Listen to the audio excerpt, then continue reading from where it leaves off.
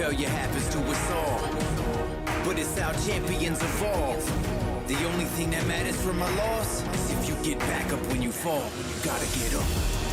Failure happens to us all, but this is how champions evolve. The only thing that matters from a loss is when you get back up when you fall. You better get up. You gotta get up. You gotta get up. I need you to get up. Get up. You witnessing a champ in the making, fueled by your passion for greatness. Yeah, but adversity and bad situations meet us in the middle of the paths that we taking. But it's what you do after that makes men. Will you quit it? Will you stand up and face it? Tell me, do you have what it takes to swing back when this life asks for the fade? Can you tell me you'll adapt to the change when a punch lands and it puts you flat on your face? After you wake, will you stand up and say, get mad, hit back, lit match to the flames? Failure happens to us all, but it's how champions evolve. The only thing that matters from a loss is if you get back up when you fall. You gotta get up. Failure happens to us all, but this is how champions evolve. The only thing that matters from a loss is when you get back up when you fall. You better get up. You gotta get up. You gotta get up. I need you to get up. Get up.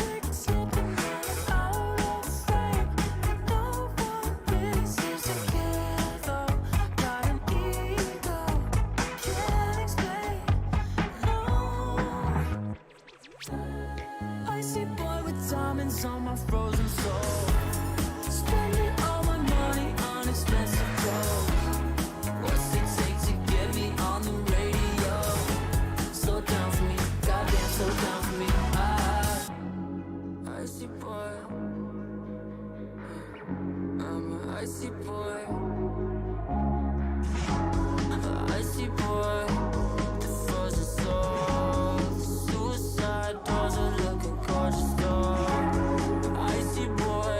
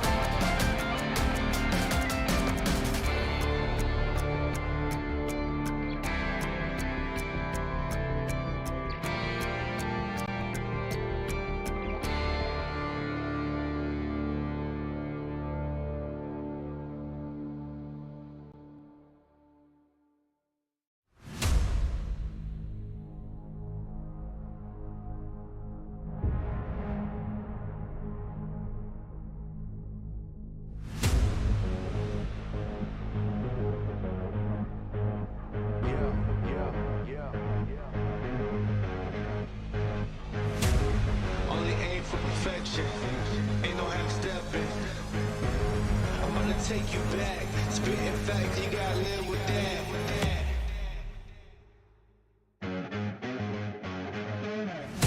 Who got it? Who want it? No problem. We mob it. Who got it? Who want it? No problem. We mob it. Raised in the belly of the beast. There were days where I barely had sleep, but I had to work more than competition. I can't live like the opposition. Living everything I dreamed of, doing everything you think of. The way I work, I'm on the brink of doing everything you dreamed of.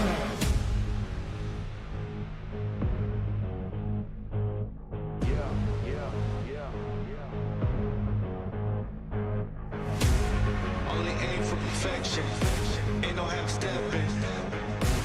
I'm about to take you back, spitting facts, you gotta live with that. Who got it? Who want it? No problem. We mobbing. In the city, plenty havoc causing. Do or die, it's either all or nothing. Best believe I'm leaving out with something. Anytime I got the crowd jumping, throwing reds, you know they fist pumping.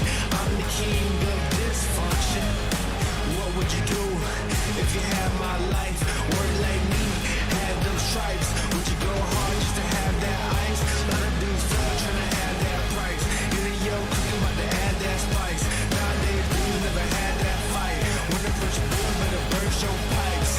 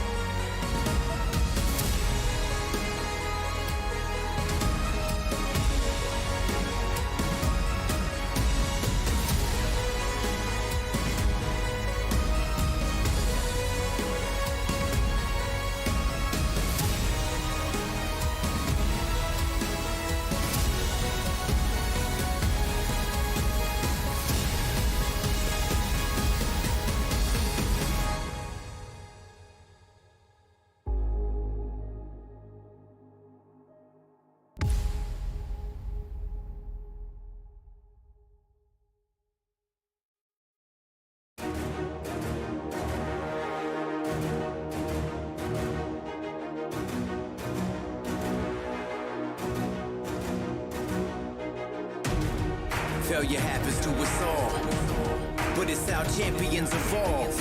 The only thing that matters from a loss is if you get back up when you fall. You gotta get up. Failure happens to us all, but this is how champions evolve. The only thing that matters from a loss is when you get back up when you fall. You better get up. You gotta get up. You gotta get up. I need you to get up.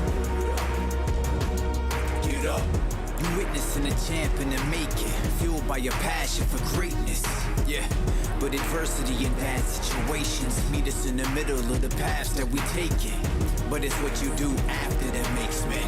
Will you quit or will you stand up and face it? Tell me, do you have what it takes to swing back when this life asks for the fade?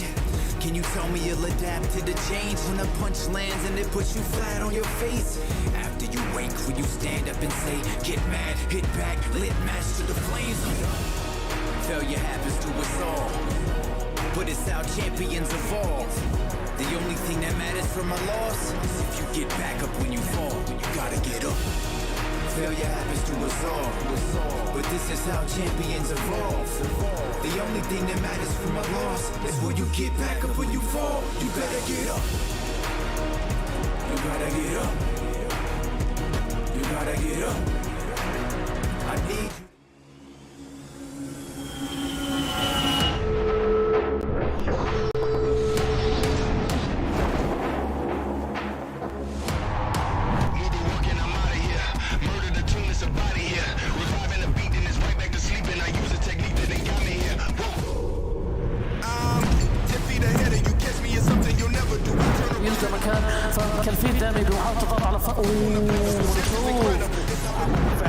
روبن مخطوط العراق موجود معانا ليخلص مدفع التواجد في ايسبورت تكسر الوضع تاع اوبا حاليا على خرج لوحده بالصراط هذا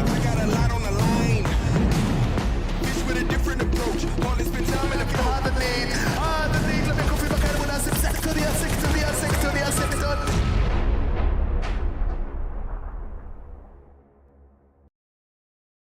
Welcome everyone here to the finals. It's me, Island Wolf, and we are ready for 3 days of action here at the PMPL Arabia to see who will be crowned our champion for the season overall. But if you want to check in and give your own thoughts and your willpower to the teams, well, let us know on social media using the hashtag PMPL Arabia, of course, on YouTube, Facebook, and TikTok. All the three. Again, hashtag PMPL Arabia to make sure you keep that team motivated that you want to. But also, you know what else these teams need to be motivated with? Well, what better than the official energy drink partner, the Monster Energy Drink, our official energy drinks partner for the PMPL Arabia.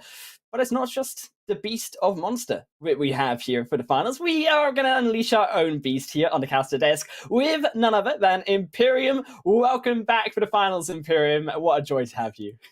It is good to be here. I've also shirted up and tied up just to make sure I can match your class for day one of the finals. I'm excited. We've had a good week and a half's break since the end of the kind of league portion of the stage, and this is where it really counts. We've got all teams reset on 0. It's kind of starting from square one, 18 games. Who is going to come out on top? It's a question I'm so looking forward to answering. Look, it's a big mountain over these teams to climb for the next 3 days here, Imperium. And what better way than, of course, to really check out our calendar for the tournament too and get an idea, because, of course, we are only on Thursday. We still got Thursday, Friday, and Saturday here, Imperium, to go between the 21st and 23rd of this month, of course. And these teams, they've had a long way to get here. Yeah. Big journey, 3+ weeks. Well, 3 weeks of action, specifically 15 days of games across the league stage, across the super weekends. But now we have our top 16 teams across the super weekend portion solidified, and they are in their finals. They booked their spot. Like I said, now the real work begins, because you got the 3 days of finals, and not only do you have a bit of prize money on the line, which we'll get into, you also have the qualifying spots for the Middle East and Africa regional finals that the teams will want to think about. I don't know how many teams exactly it is at the moment, but it's something that will be on all of these teams' minds. Yeah, we're certainly speculating. I believe last season it was 10, so it's not an official number, but we can speculate that it could be about that number here once again, Imperium. But as we check out that prize money, of course, for what these teams are also earning when it comes to the dosh. And of course, a lot of these teams have confirmed already $2,500. But now we're in the finals. You can see on your right hand of your side is $10,000 for that first place finish. Second,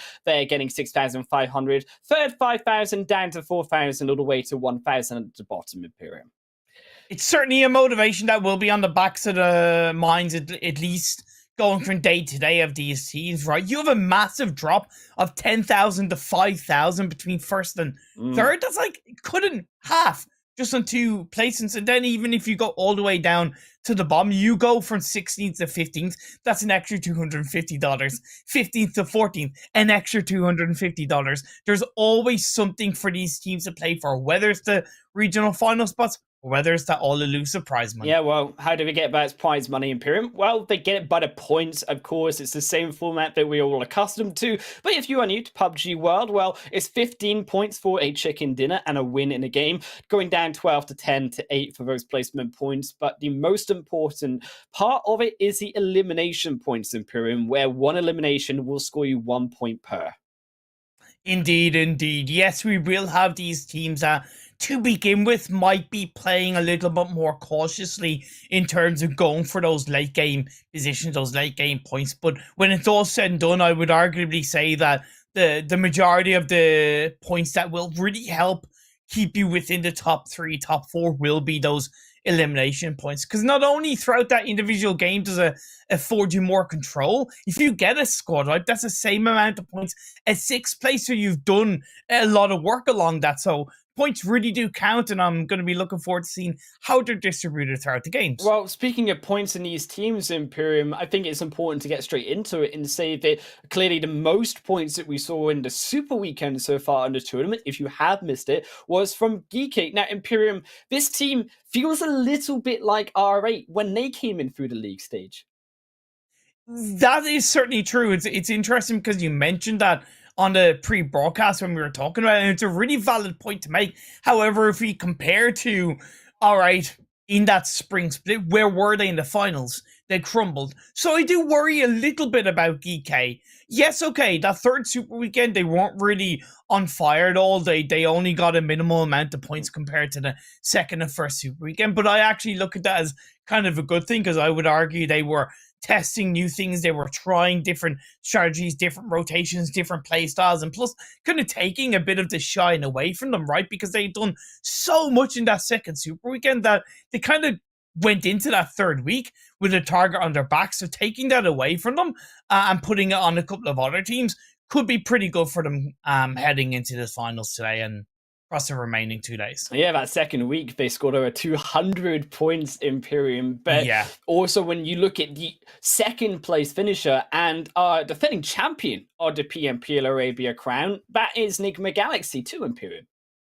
Not worried too much about them, right? Trusting the process across the board. Never mind the fact that we have 6 games today and 2 of them are Sanhok, and we know what kind of strategies NIGMA pull out in Sanhok. We'll get into the schedule, of course, later on. But again, this is a team that have proven themselves. You're right that they are defending champions, and I would definitely put a bit of a point out that this split, the teams are tougher. The competition is higher, and you will get punished more heavily. And I would like to think that NIGMA have felt that.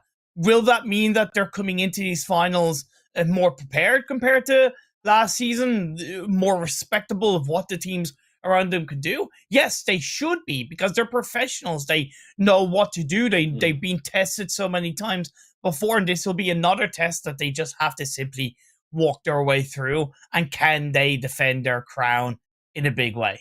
Yeah, and I think also these 2 teams as well are joined, as you said, by so many of these other teams coming in to the tournament. And we look at these other squads, Imperium, such as Major Pride, alongside GEEKAY jumping in. Yeah. Also, we have the likes of the only one stepping up when it comes to those teams who joined in last season, now performing even better this season too.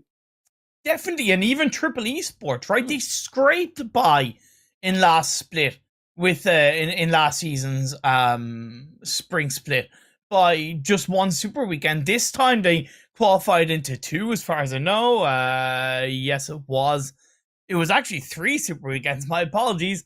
And yeah, that means that they clearly have improved between the spring split and the fall split. You also need to consider that the super weekends involved 45 games, and it can be quite tough to really kind of calculate or speculate where the teams are going to finish. But if we look at the average points per game, believe it or not, SKYROCKET, who only played 2 super weekends, but it's still a valid point to put up, are actually in second place for the super weekends with an average of 10 points per game. Yes, they played 15 games less, but it is still something to think about. They could be looking like a skyrocket up into the sky in these finals. And especially when we look at all of these teams here, Imperium, of course, jumping into those finals. A quick to note that Vista Gaming and 90th Minute aren't playing in the finals. They are actually going to be Twisted Minds, as well as 4K or 4 Kurdistan will instead be taking their place, who did qualify through.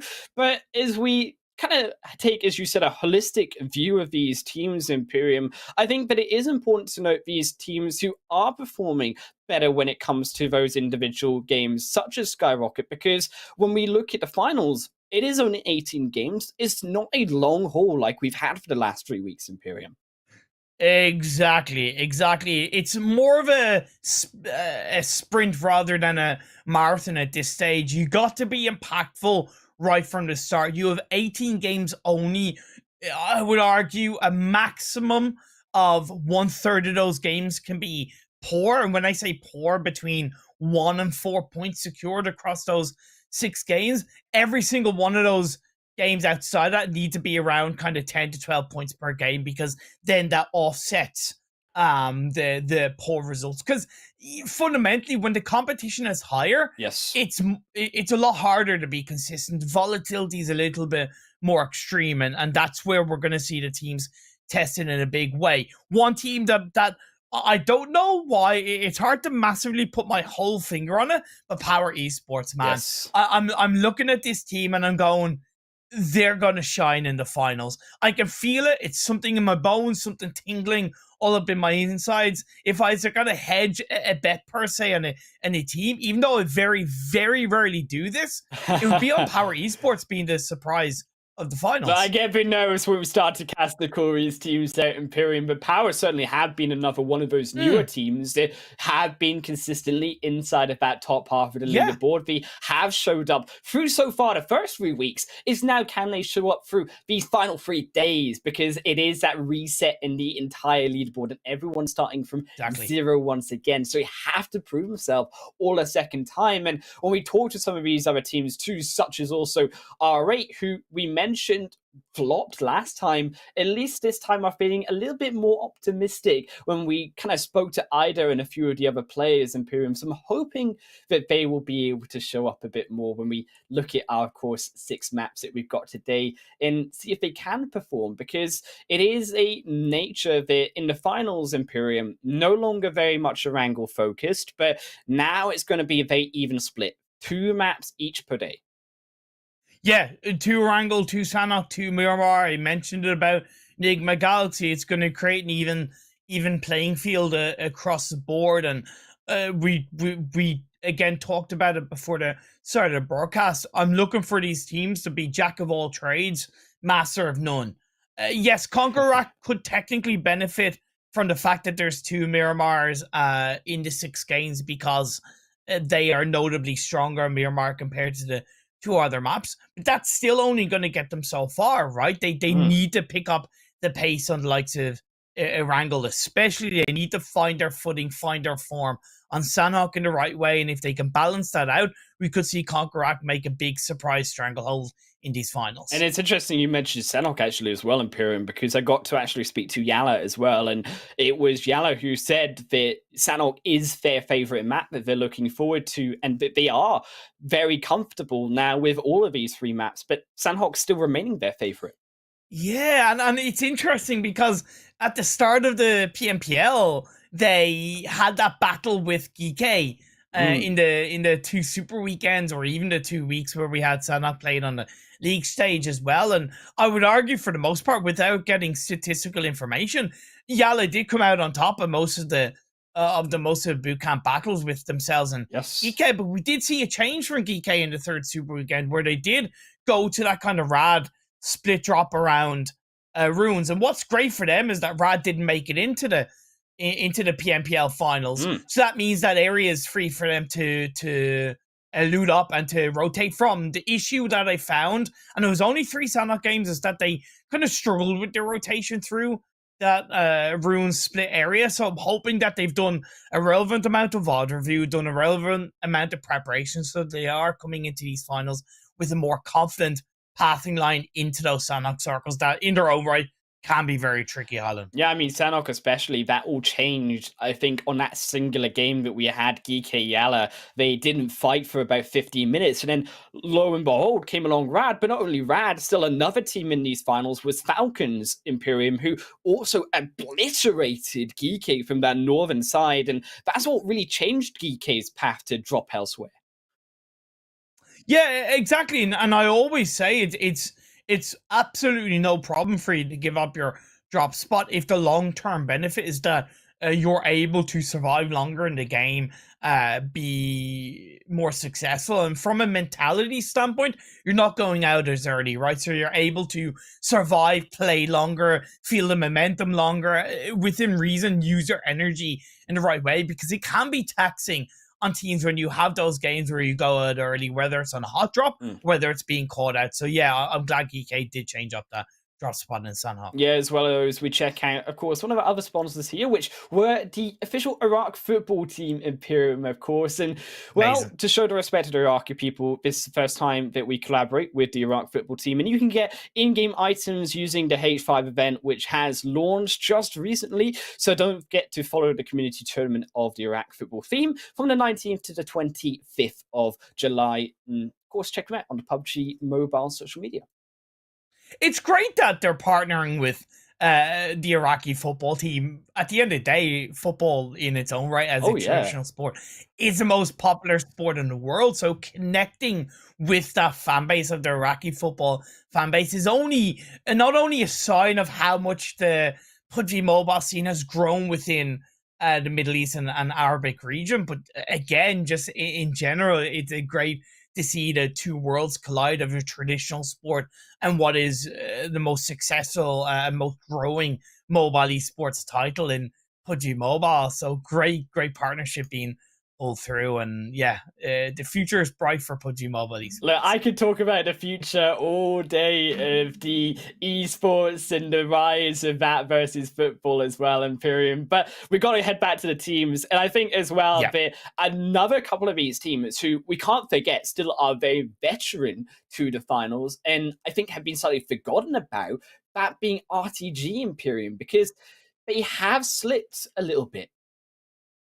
They had, but I'm okay with where they stand, and again, it was an adjusted roster between the spring split and the fall split, so it would have taken them a bit more time. And their most successful super weekend was the 3rd super weekend. Was that partly because the top teams around them didn't really need to get as many points, didn't really need to do as much? Possibly. But it remains to be seen if they're able to stand up with the big teams, if they're able to stand up with their own 2 feet as you get into this first game. Yeah, of course, going to be I would argue, plain path for the first game. However, it is going to slow down the rotations for those who want to go towards the George Pole, towards that north side too. But I think Imperium, for those on the south side, for those more like OOREDOO Thunders or the likes of even teams replacing out of 90th to drop down into Novka, an interesting idea with this first game.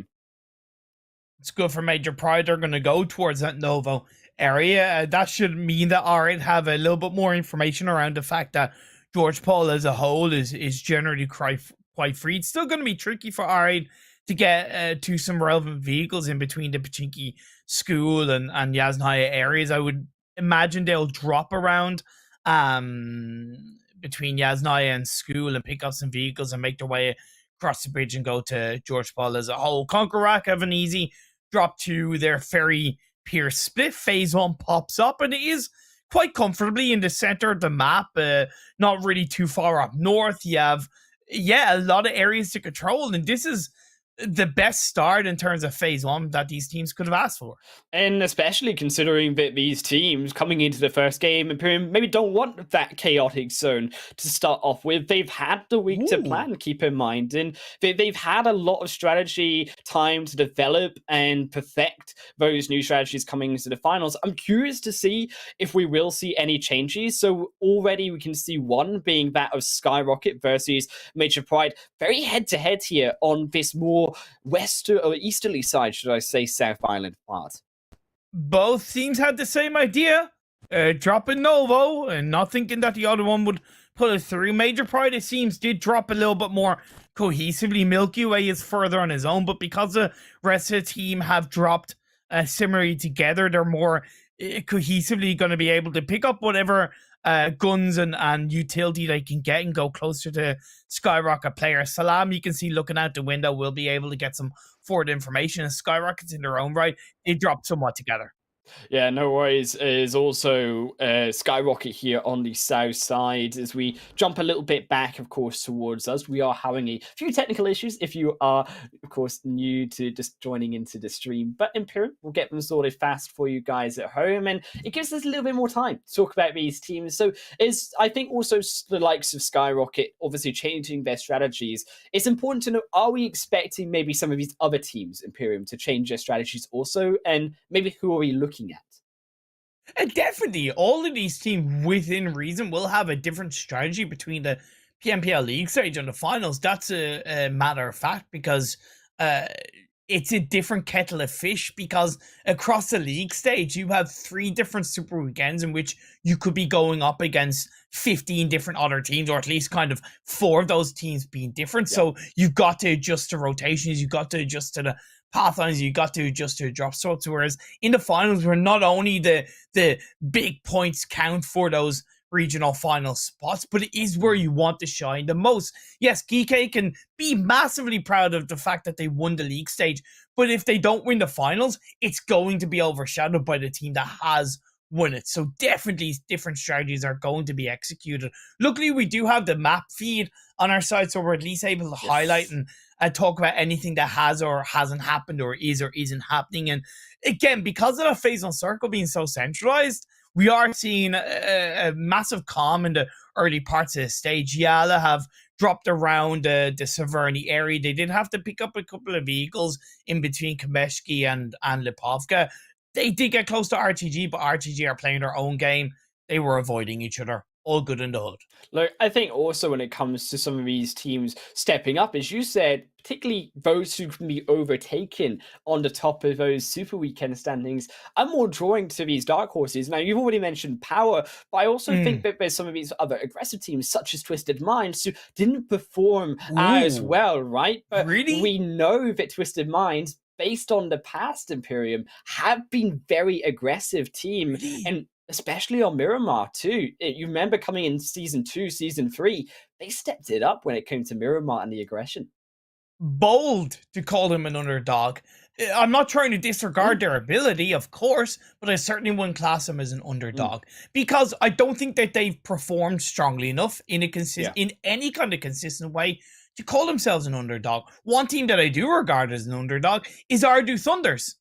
They are a massive underdog because I think they have a lot of sparkle, a lot of raw talent, and that they've proven themselves to clutch up some great moments. However, they've faltered at times. Where have they learned from those mistakes? How quickly have they learned from those mistakes? If they have, I look at them as being a top 3 team. OOREDOO Thunders could massively put a lot of thunder throughout this lobby and shine a bit of lightning across the way. Yeah, we sort of mentioned as well, lower down on that leaderboard, Falcons for a brief moment. In Imperium, I think them at the bottom of the standings does not do Falcons justice, because when we look at their other super weekends that they had in their week 2 super weekend they had Imperium, Falcons were very strong in their own right, and they did step it up after missing out on that first week. However, I think they still got a lot more to do this season, as you mentioned. Also, there have been these newer teams that just feel a little bit better than the veteranship of Falcons.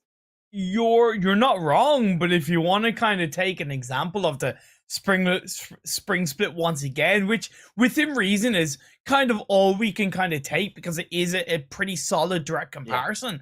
They're a team that don't perform in the league stage or didn't in the spring split. They finished 8th, but where did they finish in the finals of the spring split? I believe it was 2nd place or top 4. I forget exactly off the top of my head. My point is they will perform when it's needed, when it counts, right? And I look at this as being their kind of platform to perform in the strongest way. Once again, the game is continuing on. We are just suffering from a couple of technical difficulties in terms of the feeds. We'll try and get it back up on your screens as quickly as possible. Look, while we check out those technical difficulties, those Imperium, we will head to a short break where we will try to fix them all, and we'll be back with you shortly.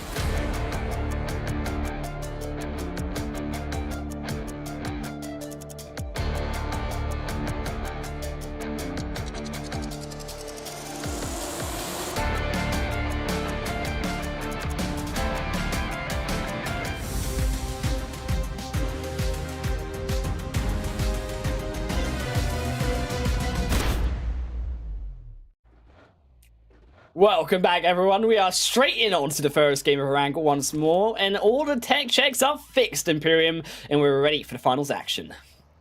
Even phase 2 was relatively calm as a rotation. It just shifted a tiny bit up towards the northwest, but otherwise still heavily centralized. Triple Esports getting somewhat caught out in between the school of Pachinki areas. Clever tried to go forward towards the Headshot Hills location.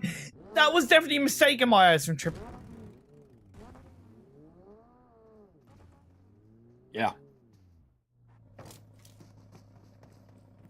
Yeah, it is. I think also when you look towards NASR here, down in these kind of midst of all of these other teams, so very, very aggressive position so far in towards this school. I'm interested, and I like the split that they've got though going on. This kind of front side with a 3 on the back is going to keep an eye, as we mentioned, on these kind of southern rotating teams coming from that South Island too. So the likes of Twisted Minds and also OOREDOO Thunders now stepping out from that bridge side, going to be coming into the midst of this very central phase 1 zone. And also important to note that I think Imperium 2, if this is also very different to other regions where a lot of these teams, if you are just joining in and wondering why they are also central, this is very common for the Arabian region. Very, very central indeed.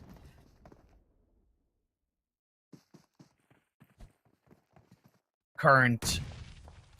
Yeah. Yeah, I'm not really surprised about the current kind of strategies we're seeing across these first couple of circles of the majority of teams playing around that central part of the map. It is a bit more risky, but as we do see phase 3 popping up, it has kind of centralized once again for a lot of these teams. Yalla having a Runes fight against GEEKAY Esports. These two teams battling bootcamp, or have battled in bootcamp. This time it's Ruins. And GEEKAY stuck inside of that Ruins side in a sort of more regular rotation for GEEKAY here, who stepping outside of Georgia Pole and coming away from Hospital to do tend to go on this location. Yalla are a bit more aggressive though this time around, so they aren't now stepping in towards the Everest side, since it did kind of shift a little bit towards the edge of that. However, with that second phase shift now stepping back up into that northwestern side, I'm curious to see how GEEKAY are going to contest this Imperium, because Yalla are now in this new location, which is new for them as a whole. But Yalla's risk is third partying, in my opinion. I think CONQUEROR, they're aware that a team could third party in this case. However, they're allowing GEEKAY to get close to them. Can't say a step up and get that first knock for his team. And Yalla lying away. I don't think they've been spotted quite yet. Maybe Saeed has been found out by GEEKAY. A cautious GEEKAY indeed, navigating slowly throughout these ruined sections. But will retreat. I don't think we want to go for the fight just yet, because keep in mind still a lot of his zone now reopened up with those headshot hills, really the center of that zone. Very difficult to navigate around the center point. Yeah, definitely. I like this discipline from both teams. There's a level of respect across the board.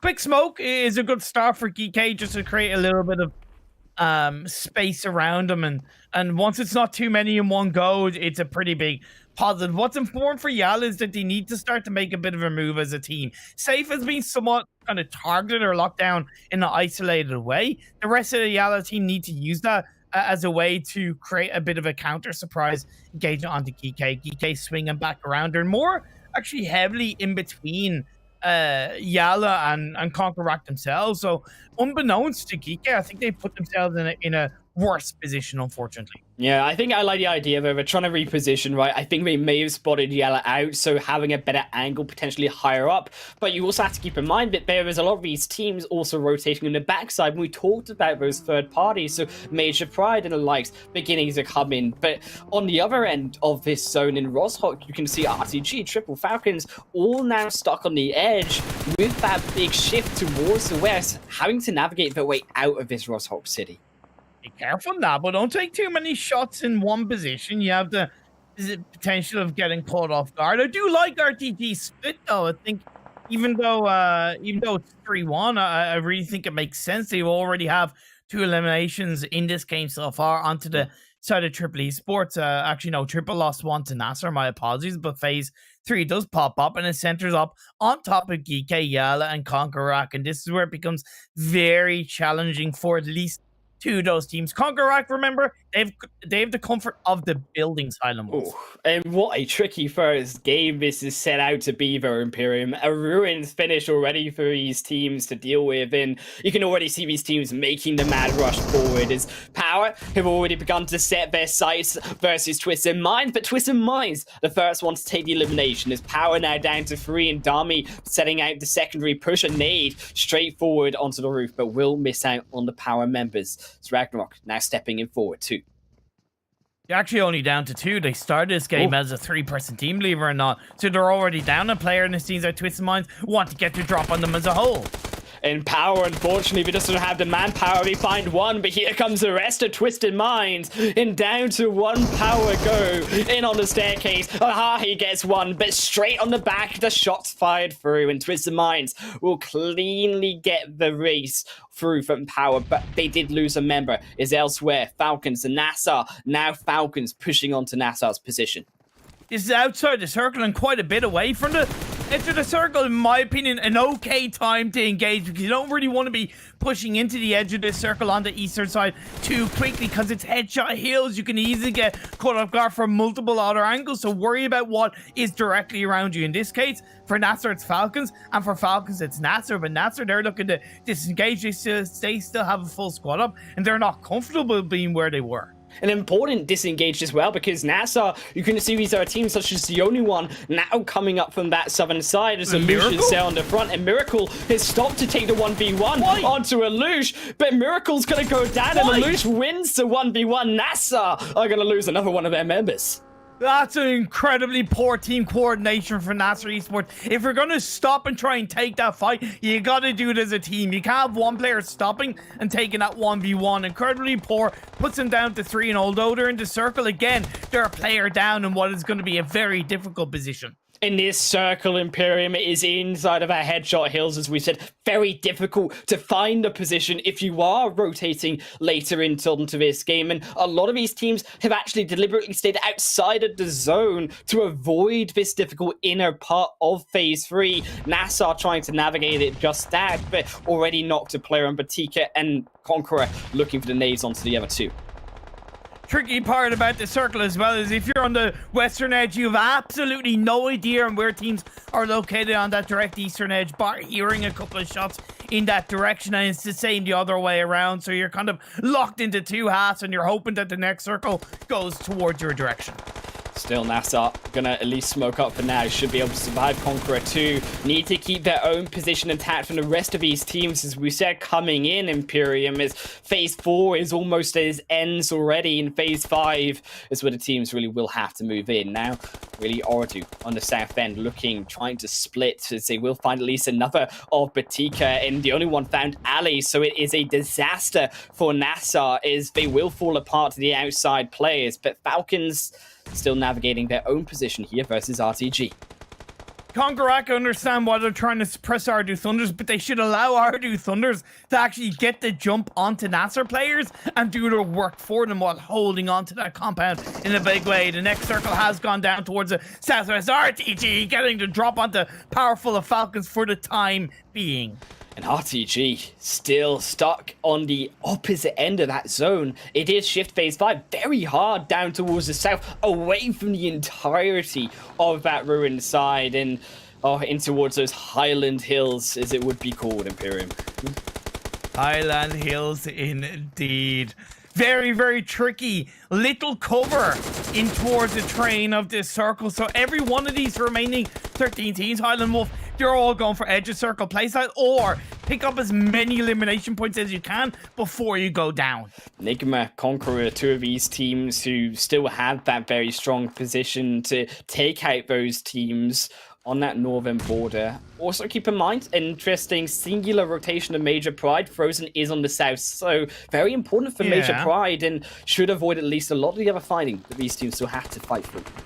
Still not the easiest position to be in, as YALLA loses late. They'd already lost one. Now that I believe they're down to 2 players. No, they're actually down to 1 player with their secondary knockdown. SKYROCKET is getting the better of them, but GEEKAY, who did reposition earlier on in this game, had proved to be in a bit more of a fruitful position coming into this Phase 5 circle. Oh, in that southern shift on Phase 5, though, it hurts so bad for those northern rotating teams. SKYROCKET are belligerently trying to move their way through this open ground and completely susceptible to all of these other teams the moment they step over that hillside. For now, yes, in some peace, but it will be short-lived. GEEKAY still defending the fort for the moment. Is 4K going to lose the next of their members, as the rest of them still to walk in. Such good play by GEEKAY. They know that they shouldn't have moved. They don't need to move off the back of the Phase 5 circle shift, as although they don't have a player inside the circle, they are in prime opportunity to blast through the teams that are trying to fight their way in. Well, SKYROKKET, we got a blaze or blast their way through, but they just can't do it. GEEKAY are on a roll in this first game, and they're picking up even more, making up to 7 eliminations for themselves as Falcons are knocking busy on the door, though, of CONQUEROR. Cover your backs and walk in. That's the GEEKAY way for this game one. Falcons, they got through, I believe, NASR off the back of this circle shift coming in from the east, and now they can find a bit of an entry point onto the players of CONQUEROR. CONQUEROR have been here, I believe, Highland Wolf since phase 2. Falcons, it's up to them to aggress on to CONQUEROR. CONQUEROR still inside, will not give their position away, but Falcons already up to 6 eliminations. They have been on a spree so far, but maybe will be a shutdown for the meantime, as Yusuf will be the first to fall on the rooftop, gets picked apart. The high ground information falls away. Now CONQUEROR have more time in their hands. It's about the delay, using the blue zone. Of course, it's that third man to crush Falcons on the back. But there's also GEEKAY waiting in the wings, lying, finding the perfect opportunity to struck Rosa, gets another knock into Powerful. This stranglehold, this suppression is going to be created by CONQUEROR because they need to get rid of Falcons. But Falcons, it's a 1-for-1 trade right now, but it's a step indoors. It's another one to fall, but the Falcons have them all in their tummies. It is a meal time, and CONQUEROR's on the menu because he's the last meal to be had for Falcons. Can they find a double-digit kill? So, because it's GEEKAY on the back, in fact, it's RTG even, who will find Never Alone, and the solo involves in the back end puts the pain. There's a 4-course tasting menu for Falcons, but they forgot about that aperitif in the form of Vault of RTG. There is still that 1 course left.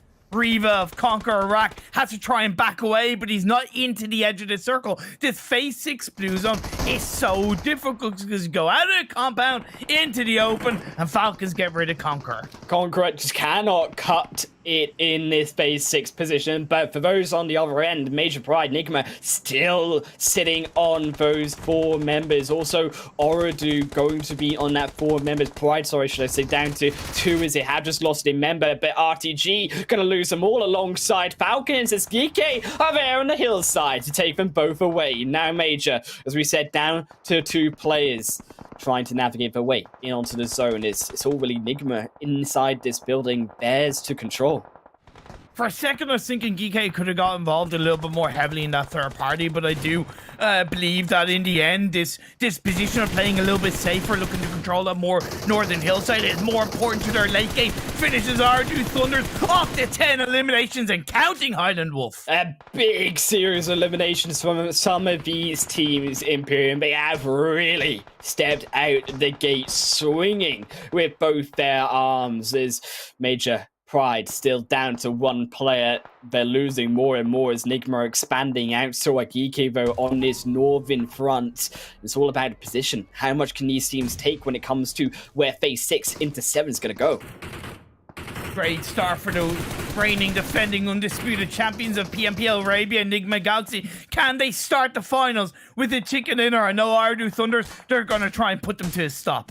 NIGMA finding at least a knock for the meantime in OOREDOO, but it's GEEKAY who are beside them. Freak as well steps forward, trying to find the shots on Hamco. They have found the bodies behind the trees, but the bullets will not land inside of them for now, and it's GEEKAY's quick fire indeed. They will take out a punish onto a Modi. Freak almost will fall as well as they barely can't find a 1-for-1 trade. I thought there was going to be a little bit of a truce between NIGMA and GEEKAY, but no, GEEKAY are going to strike. They want to take control. They want everything. Ralph is now down and just drove over the front line of NIGMA. And as NIGMA now fall apart, GEEKAY, maybe they have some means to push forward, but they will also lose one at the front. Satan almost will fall down as well. Barely keeps himself alive. NIGMA are not out yet. And do not forget, of course, it is still a full squad of OOREDOO in the midst of GEEKAY and NIGMA have recovered all of their members and maybe could steal the show as GEEKAY are wounded but up to down 10. Yeah, Ether looking good. GEEKAY are looking absolutely fantastic. Just Lord, his last player alive. Lots of shots as he gets behind the tree. Why would you go behind the tree where your teammate is knocked? One nade, like you said, will rule them all. But I don't know if Lord has it in his back pocket. They had 5, but they won't have their life. It will be GEEKAY to finish them off. But as you saw, GEEKAY, yes, up to 4, but back down to 3 because OOREDOO from the dark horse at the lower end of the leaderboard are stepping up in this first game already. Double-digit eliminations for them too. They send the nade over onto Hope. It won't land though. Molly on the back as well. What a great way to end game 1 of the finals. A full 4v4 fight. Although Satan is knocked, there is a potential opportunity to get the revive because OOREDOO Thunder are a little bit uncertain about pushing this engagement. It's out in the open. Both teams are inside this phase 7 circle. GEEKAY do have their man backup, a full 4-man battle, but is GEEKAY in control of the zone for now? OOREDOO are still in there for the meantime, but they don't have as much cover. Crucially, yes, sure, they have a few trees, but they've got to come uphill into GEEKAY, and they got to rely really on GEEKAY coming down to them when it comes to... No, they don't. The low advantage. Yeah, so it's better for OOREDOO Thunders. GEEKAY have got to come to them. Yeah. And they're in the high ground position, so that means arguably GEEKAY's position and bodies are going to be more heavily exposed as they look to push down, and Hope is going to go for it. Big flush through. They try to find a bait. They do successfully grab it in Imperium. There comes down the first one. They will finish off Smoker indeed, and this is where the problem lies. When they are in the open, they can be found out when they stand up, and Osama will also be found as well. There goes the second for OOREDOO as they're falling apart. The left is gone, but where is the right side support? It's nowhere to be seen, and GEEKAY still up all 4 members. Maybe have this in the bag now. Damage is done. It's a 2v4, and GEEKAY know they can play a little bit more patiently, but do not think for 1 second that this chicken dinner is in the bag. OOREDOO, we know what they can do in a good game. Imperium, we've seen them do it before. But we have to pull out a real miracle here on this first match. Sure, they've got 12 eliminations, but they aren't satisfied with that. But they want a chicken dinner, but it's not going to be given to them. As GEEKAY are just going to shut that door in their face. And GEEKAY, the first chicken dinner of the finals, Imperium. And it was this team that we said, can they keep it going through from the Super Weekends to now? And oh boy, yes, they can. And what a way for them to shut down any potential naysayers, at least for the time being, in the finals. Perfectly executed, perfectly positioned, perfectly played throughout that game, right? You look at how they moved into ruins. They were incredibly respectful and disciplined around that YALLA area. They pushed to the unit and they repositioned. Now, on that reposition, I was a little bit worried that CONQUEROR might become a bit more of a threat, but because CONQUEROR, based on the circle shifts, weren't as confident about pushing out of the compound to get some early suppression onto GEEKAY, they had so much more space and maneuver. And as that circle closed in, GEEKAY had the perfect play to wait, take teams out around them, and then push in on that northeastern edge. It was an incredible finish from them. Yeah, I mean, look, to be fair for GEEKAY, they had an absolutely phenomenal game, but you also have to look at some of the other eliminations too. It was a very aggressive game for our first match here at the finals, and OOREDOO Falcons also stepping up with their 12 and 11 eliminations respectively.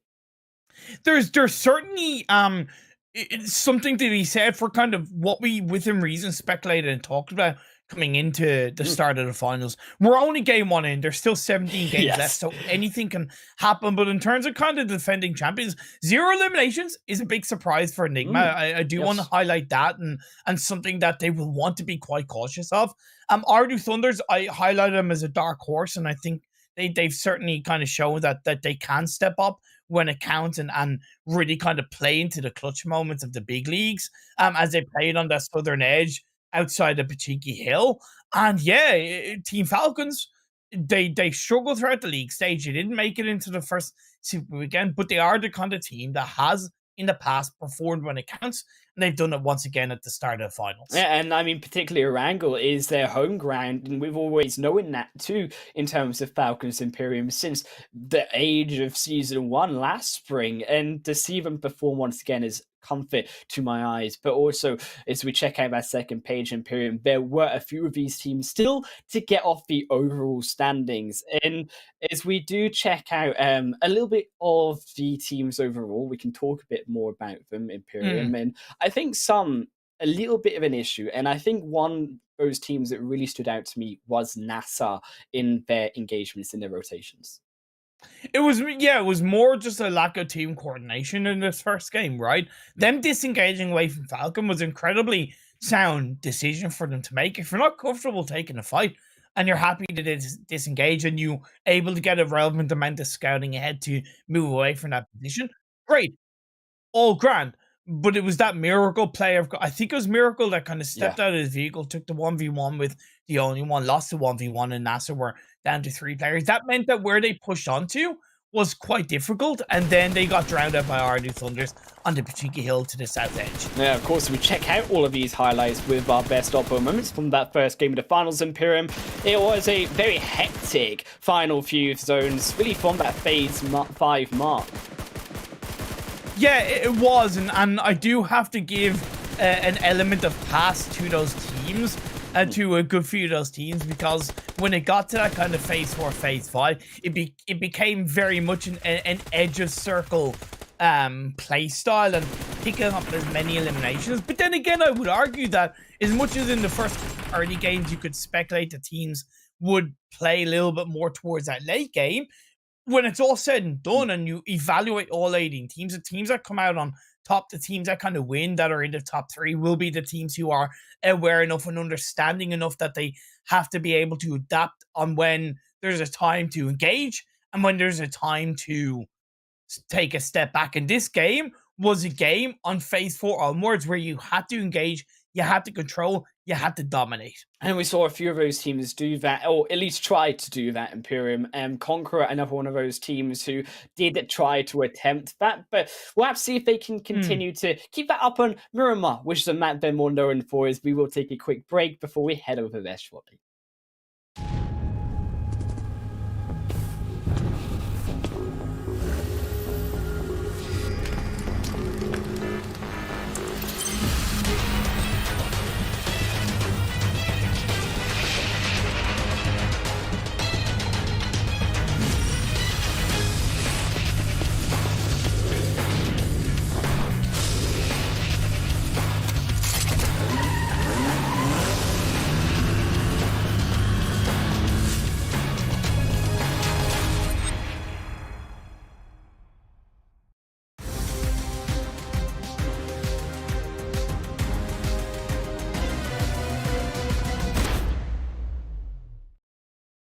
Welcome back here to the finals course of the PMPL Arabia Pro League Finals. In course, checking out your boys from the first game, Imperium, and that was really GEEKAY who stepped up with the chicken dinner there.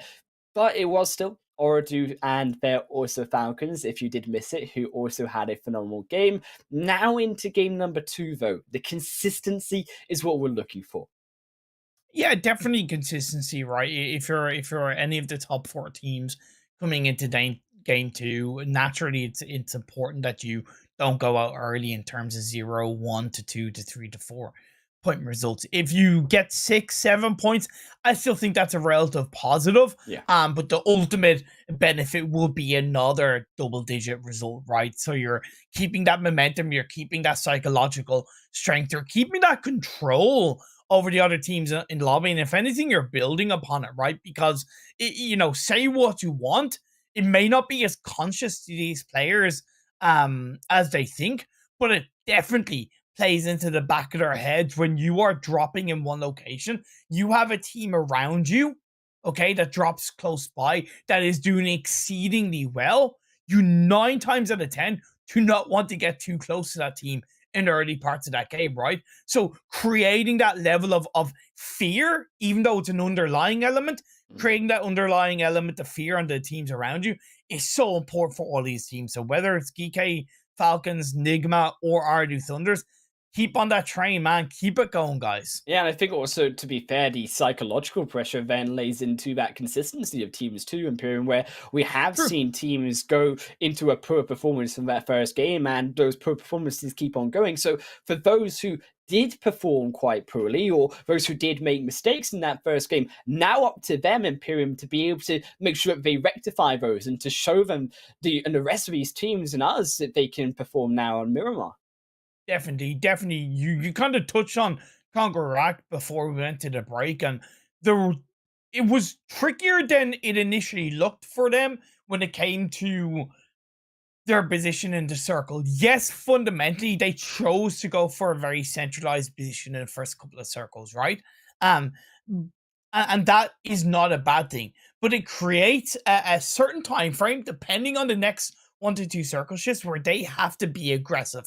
It's difficult to really time that, and it can be a lot of the time kind of hindsight based. But to me, they should have been more aggressive for a period of time. Like, for example, yes, I mentioned that they should let Ooredoo Thunders do the work on the NASR Esports, but if they were doing the work on the NASR Esports from the south edge, why didn't they push on the north edge and look to put some pressure on the GEEKAY, right? Whether or not they knew they were there, they should have looked for that team. They should have looked for that opportunity, but they didn't, and then they got drowned out by Falcons. Look, you know what you can look for in game, of course, with the help of our sponsor, Iraq Football Team, the official Iraq football team themselves. Yes, so you can show respect of the Iraqi people, and of course, it is the first time. Keep in mind that we collaborate with the Iraq Football Team, and you can get in-game items since the H5 event launch on the 22nd of July. Don't forget to, of course, follow the community tournament of the Iraq Football Team from the 19th to the 25th of July. Amazing. And of course, check them out, of course, as we said, on the PUBG mobile social media. Imperium, I mean, as always, it is a great thing to see the football teams join in as well, and to see that collaboration. We've mentioned it before, but I think also for everyone at home to get into their own swag, into their own football kits. Yeah, definitely get into your football kits, and that's what I think is kind of so good about esports, that it does share in common with football teams and football in general, is that there is a lot of pride on wearing your favorite team's esports jersey, much like there's great pride in wearing your national team's jersey, whether it's Saudi Arabia or any other team at that matter. So seeing that collaboration come through is incredibly exciting. Kind of, quick question: if you were to pick any area of the map that would be best for a football pitch, what would it be? What map and what location of that map? Ooh, okay. You choose a hard question. You choose a hard question indeed. See, do you know where the best football pitch would be? I know it's not big enough, okay? But if you think the mega hill on Sanhok, and then as we jump into Miramar, but I digress. And so we check out the big hill in Sanhok. You know, the big mountain. Are you talking about the Chungus Mountain on the northwest the Chungus island? Mountain, of course, dude. And then you just get rid of all of the buildings, just throw them away, and then we just build a football pitch there. Wouldn't that not be like not a bad the idea. epicest, most? That's actually not a bad idea. Football field. Just make sure you don't slide off the mountain. It's a low drop. There is a ravine beside it, so it's a bit dicey. I like that answer, to be fair, but indeed we are into game 2. That plane path is not too bad. A little bit trickier if you want to drop up north, but diagonally going from southwest to around northeast is certainly not a bad thing for a lot of these teams. I mean, this village path as well. We know that they can be nice, and we know that the first phases can be nice. I'm also hoping that we can kind of avoid the Los Leones curse. I'm just going to put it out there. Of course, people joining in the finals may not know that I am like the optimal Los Leones zone person. It always seems to go down that direction. You are, and I often try not to. I try to cancel that out in a big way. Whereas Monica, on the other hand, tends to add to your destruction. I feel like that's true. I feel like these teams, they're in trouble for like the next 2 days after like today, because Monica's there, so it's going to be difficult zones. Well, day 3 when I'm not there is going to be incredibly painful. But this phase 1, to be fair, is pretty hard for these teams. It's more heavily up north, east than I've really seen any Miramar circle of this PMPL Arabia and one of the more northeast circles I've ever seen in PUBG Mobile. So it really is going to test a lot of these teams and their ability to have knowledge on the terrain and the areas of the map. Obviously, with it being a kind of a more southerly playing path, it's going to naturally create a heavier cluster of traffic around that south edge or south half of the circle. And arguably, the south half of this phase zone circle is the part of the map where these teams know more about. But there's a lot of scope for strength in this phase one around the water treatment area, around the Cruzaval's hillside in between Cruzavaya and El Azahar. If you're able to lock that down early on and create some stronghold, it can really set you up for a great late game finish. Yeah, I mean, also GEEKAY here stepping in back to a Becado side, so they will be the only ones once more to loot up this location. I'm a fan of it personally. I think that it still gives some options to easily come into that first phase zone, as unfortunately Triple will not have those options, as Push will just be throwing out. Luffy is thought about it, thought about letting them bleed out, but just shoots them down. As there goes the first of the second match, indeed. But also this zone in the first phase leads itself, Imperium, I think, to a few of these wider rotations. That up towards El Pozo, La Coparia. Definitely depends on the timing of the rotation. Yes, if you do go for a wider, more variable rotation, you can give it a more extended time frame, right? You can leave it a little bit later. You can still go relatively early for that wider rotation. Whereas if you want to go more centrally focused, which I look at as GEEKAY's optimal path, you take that main road from Becado, it's probably going to require an earlier rotation to become more successful around, in my opinion at least, to get a bit of a jump on the likes of CONQUEROR, Falcon Esports, and even RTG on the Becado Hill. But indeed, that variable wider rotation is quite accessible for Twisted Minds, 4K, Major Pride, and NIGMA Galaxy. Yeah, I think also we have to keep in mind that a lot of these teams do prefer also to rotate down on that more southeasterly side. So the graveyard rotations, we've seen a few fights, a few skirmishes around there come into phase 2, phase 3 mark. So keeping an eye also in the likes of NASR, the only one who are going to be making their way out naturally from the north side of Los Leones and into that first phase as well. Want to give a lot of respect to 4K Esports because they are probably and arguably the most improved team between the spring split and the fall split, right? Yeah. At least when you look at overall results, they didn't qualify for the finals in the spring split. They struggled in a big way and were clearly punching above their weight. But in this fall split, they qualified for 2 of the Super Weekends. Yes. They finished on an average of 7 points per game across those 2 Super Weekends. And yeah, they qualified for the finals. So a big step up from 4K. It's still going to be a big test for them in the finals, of course. But in terms of improving from one tournament to another, yeah, they deserve a lot of respect for that. A big improvement indeed. I think the other team who has really shown that improvement from missing out in a few of those Super Weekends last season was also Triple Esports. So Triple barely making it in. Of course, the famous, or infamous, if you how you look on it, on the only Super Weekend that they got in onto the finals, now had a much more consistent showing. They didn't have a great first game. Fair enough. But I'm still confident that Triple, when they get the ball rolling, in like 4K here in Imperium, they can have these big games, and we've seen it from them before. Oh, yeah.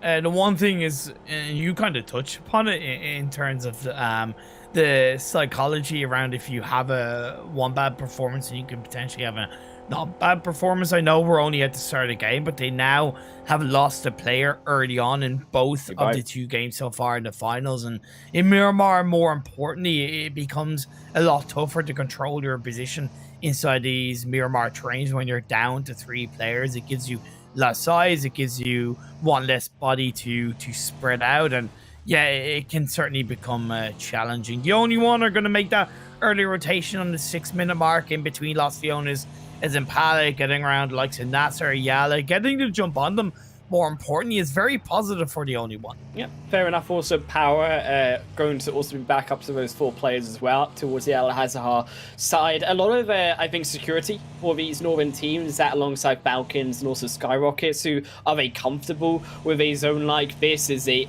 are going to be at home in their first initial locations. I also note want to note that actually it's important for Falcons to have had this zone, because in previous zones we have made these slightly further rotations down from the south side, and I'm curious to see in future Miramars if this will be the case, if they will continue to lose players, because squads like R8 have punished them in the past when they made those early rotations. So for these Northern teams, much better that they get off to the start on a fast foot.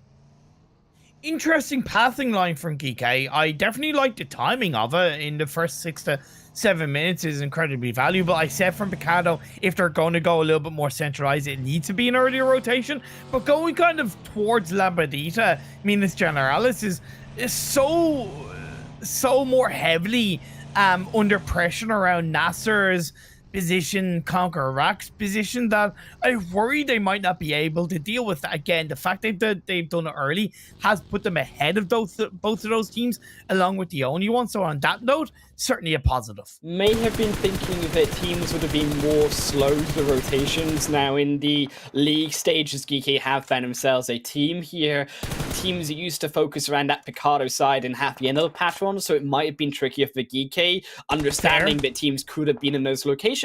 Of course, we know that they aren't in that location. They have RTG taking a more northern and faster approach, and instead, you look at GEEKAY and now found themselves in the rest of these graveyard teams, such as Conqueror. You definitely bring a great point to the table, to be fair, Highland Wolf, comparing league stage to the finals, and within reason, that's all GEEKAY can do, and teams did tend to kind of maybe focus a little bit more towards the Hacienda area. I was just bringing a direct point of where teams drop and that potential pressure of an early rotation, but in the end, for now, GEEKAY are still up as a full squad, have a decent spread in between the graveyard, in between that, Minas Junkyard and El Azahar position. We're about to see phase 2 pop up. 4K have gone for that variable wide rotation, as they were the first team to drop around Valdemar, so they were able to technically disengage from the location earlier than a couple of other teams, and they've taken advantage of it, as phase 2 does move away from the eastern side, but it stays quite heavily up north.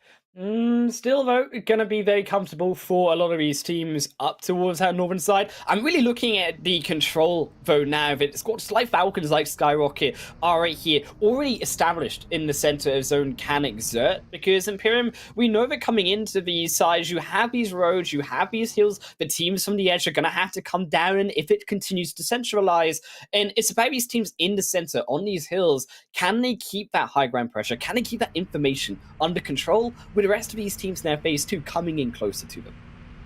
One thing they gotta do is hover that balance between repositioning off the back of the circle shift, but also not repositioning off the back of the circle shift.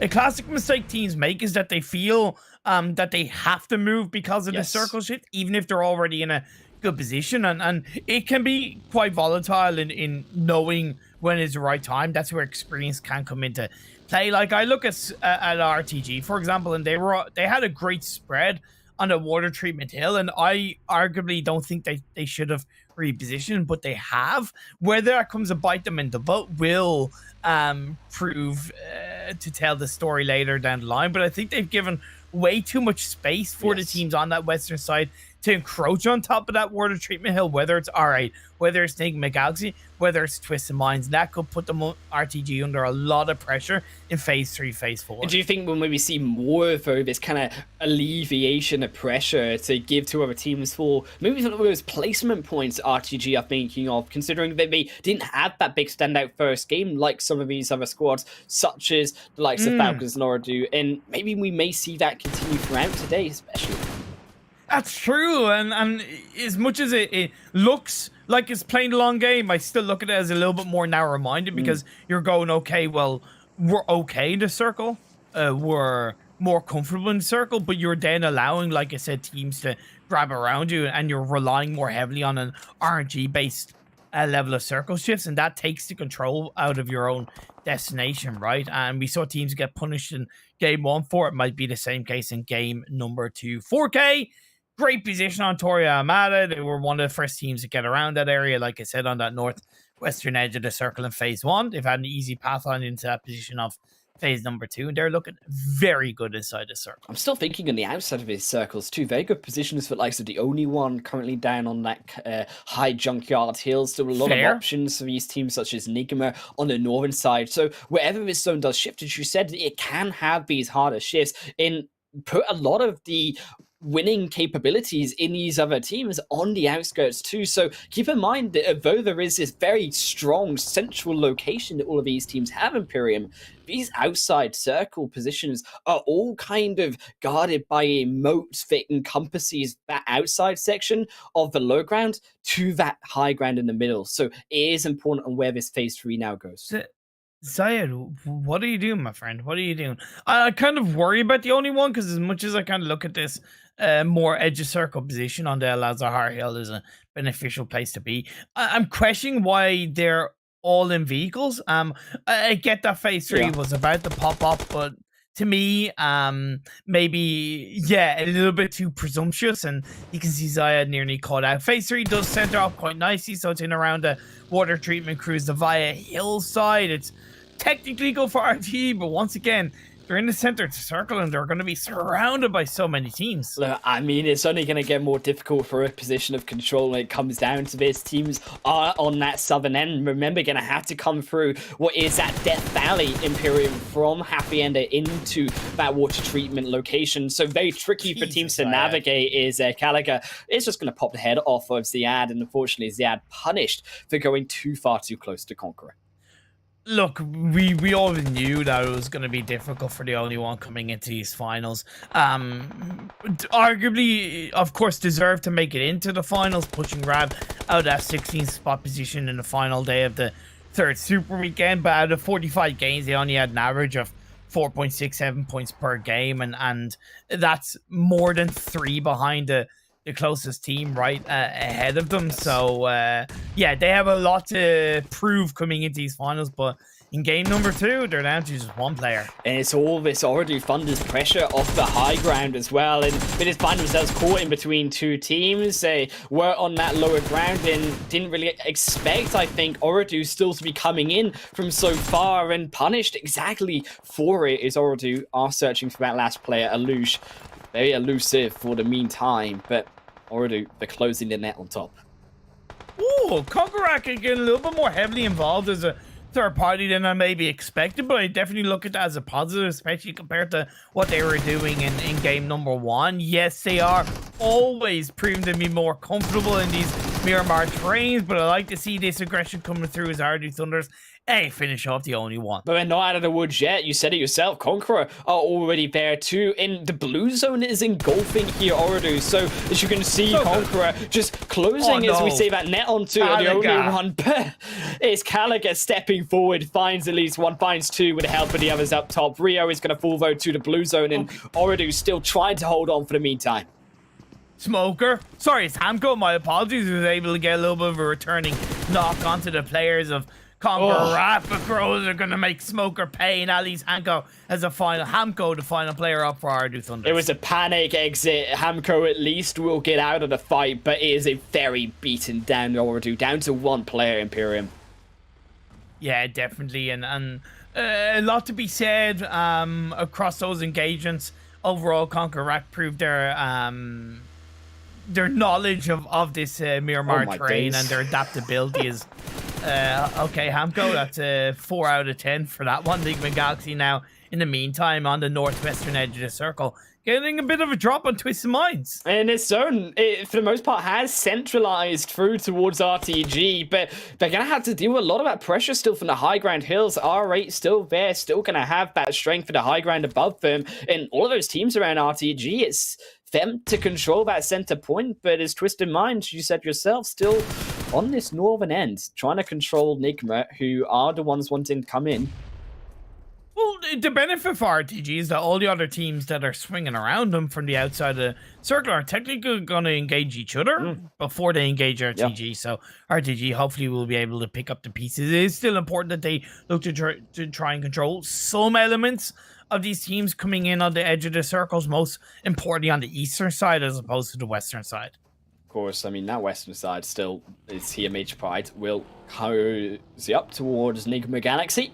NIGMA gonna turn away from Twisted, so Twisted gonna buy some less pressure from NIGMA as they will turn for the fight, but it's already damaged as Hamodi will be the first to fall here from Major Pride's assault. Is YALLA also assaulting though onto 4K and will send a very front man forward. Saif going into the 2 players of 4K could be risky here as they are still very open and still susceptible to the likes of NIGMA from that western side. Not gonna lie, I kind of don't know how YALLA got up here per se, but they're here, and now they're looking to engage onto the players of 4K. 4K do have a bit of a more beneficial split, plus they still have a full squad up. YALLA have lost one in the form of Captain, so 3 players gives them so much less to work with, as 4K are making those bodies count. Look at that flank, Imperium, but can he find any punish for it? I mean, yeah, so close. The healing comes through just a little bit closer, and yeah, they would have had a headshot there. Safe. Oh, my days. more. Gets through the final shot. Oh, I would have been so disappointed, Imperium, if Darby didn't score one.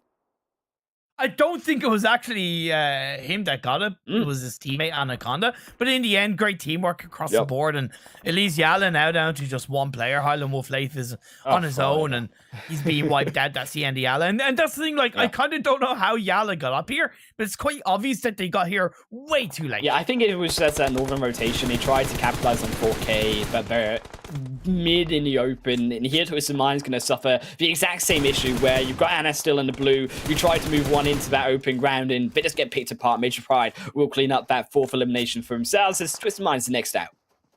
Well, to be fair, Major Pride really got such a good level of work on that engagement because it was NIGMA Galaxy that initially got the better of Twisted Mind. NIGMA didn't really finish them off quickly enough. Major Pride got involved and shut down NIGMA Galaxy, and then they finished off Twisted Mind. So Major Pride, great timing on their movements in those first couple of circles. The rest. So when you kind of add up the phase 1 circle comparative to playing path and what that fundamentally would have done to the teams funneling through, and I'll definitely speak about that post game. But it has certainly left a little bit of a sour taste in my mouth. Still deserving in good positions for the likes of R8, Major Pride, and NASR Esports per se. But I can see NASR, if they get too close from R8, that engagement starting. I mean, R8 though with this phase 5 is, yeah, we can check the replays of Major Pride's eliminations are going to at least be in the hot seat for taking this game. And R8, they have the hill. I mean, NASR really only are that really third flanking threat that they have to deal with, but they will have to deal with it swiftly if NASR do decide to continue to engage onto R8, because there are, as we say, all these Eastern teams still coming into the zone. Out of the 11 teams left, we have 5 with a full squad up. The remaining 6 teams have 3 or less players, with NIGMA down to solo, Falcons down to solo, SKYROCKET down to 2, POWR down to 2, GEEKAY down to 3, CONQUEROR down to 3. GEEKAY in the midst of the fight, though. SKYROCKET, that number's going to become less as they get themselves a double by SKYROCKET. Triple R is going to find them beside the rock in the blue zone, going to clean them all away for the help. I mean, Triple R is already on the number. GEEKAY guy, the only one now to live, as Falcons will already find themselves eliminated now. Major Pride also going to lose one to RTG in the elimination feed as they do begin to whistle away. Oh, what are you doing, guys? You either go for the first aid or you don't, man. What are you doing? Make a decision, man. You're killing me. You're killing me. Now, SKYROCKET is 2 players they left up. RTG, who have been in this compound since, I believe, phase 1, if I'm not mistaken, do start to wake up and do start to punish the teams on the eastern side. And down SKYROCKETs go. Oh, what is it with the finals, Imperium? All the Beagles are choking when it comes onto the camera for them. SKYROCKETs alongside GEEKAY, both though going to be eliminated as RTG find their 3rd. Major on the opposite end, still trying to push slowly in, but it's the own party bus, as you would argue, Imperium. POWR moving in across the hill themselves. No SKYROCKET tonight. Chicken dinner delight for them in this game too. Major Pride looking good, but RTG Navel picks up a knock on the frozen. Nomi's pushing forward. They're looking for the engagement onto 4K, but there's not only themselves on that northern tip of the circle. You have the final player, NIGMA Galaxy. You have RTG, and even teams down south, such as R8 and NASR, they could get involved from a distance. Completely all of these teams congested on the northern side. Imperium, Major, they're trying to push through, but they're going to lose another here of course, keep in mind, Milky Way was taken away. So now 4K, they are the ones in the center. They are the ones who have to hold them all off as the zone goes up into them. But can they keep it under control? Still all 4 players alive, but they've got the dip to their hands. The Major Pride are throwing in the nades. Nomi, though, will be caught out by NASR in the behind. Yeah.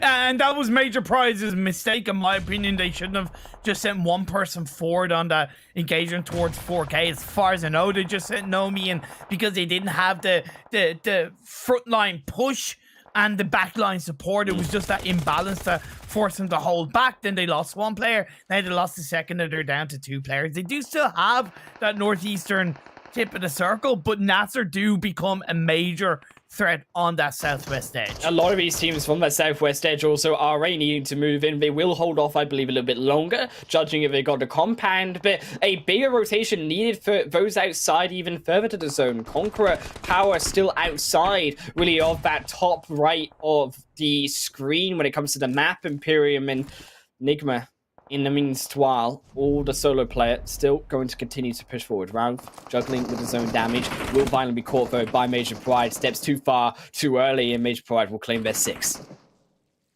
Yeah, Enigma Galaxy only 1 elimination point, so that puts him in 1 elimination point across 2 games. Unexpected level of passiveness from the defending champions, but Major Pride, they're going heavy against 4K. Major Pride still aren't done yet. I mean, yeah, they're in a bad position, but they're making light of it. They've got 1 elimination. They hope to maybe get a bit more if they can hold on, but the zone is up to if it will stay with that nade. Nice play, oh, RTG. that was beautiful for RTG. Is now they put themselves up to 5, they send more, and this is a problem with the bunker for 4K. Yeah, sure, they look protected, but the nades are rained down, and they're rained down hard. Oh yeah, it's a hole waiting to be rained down with the nades in all directions. Frozen gets a pick onto Unknown from that sniper Crucial. tower, so that does give it a little bit of time to 4K, unbeknownst to Major Pride. J9 makes that one count with another knock towards 4K. But look at the nades in the back end. Also, NASR losing 2 is R8 will find either completely away. Is now NASR firing back on the flank. Is this RTG taking one of NASR away as well as they still look forward to continue their fight by 4K. But maybe this south side buying some space.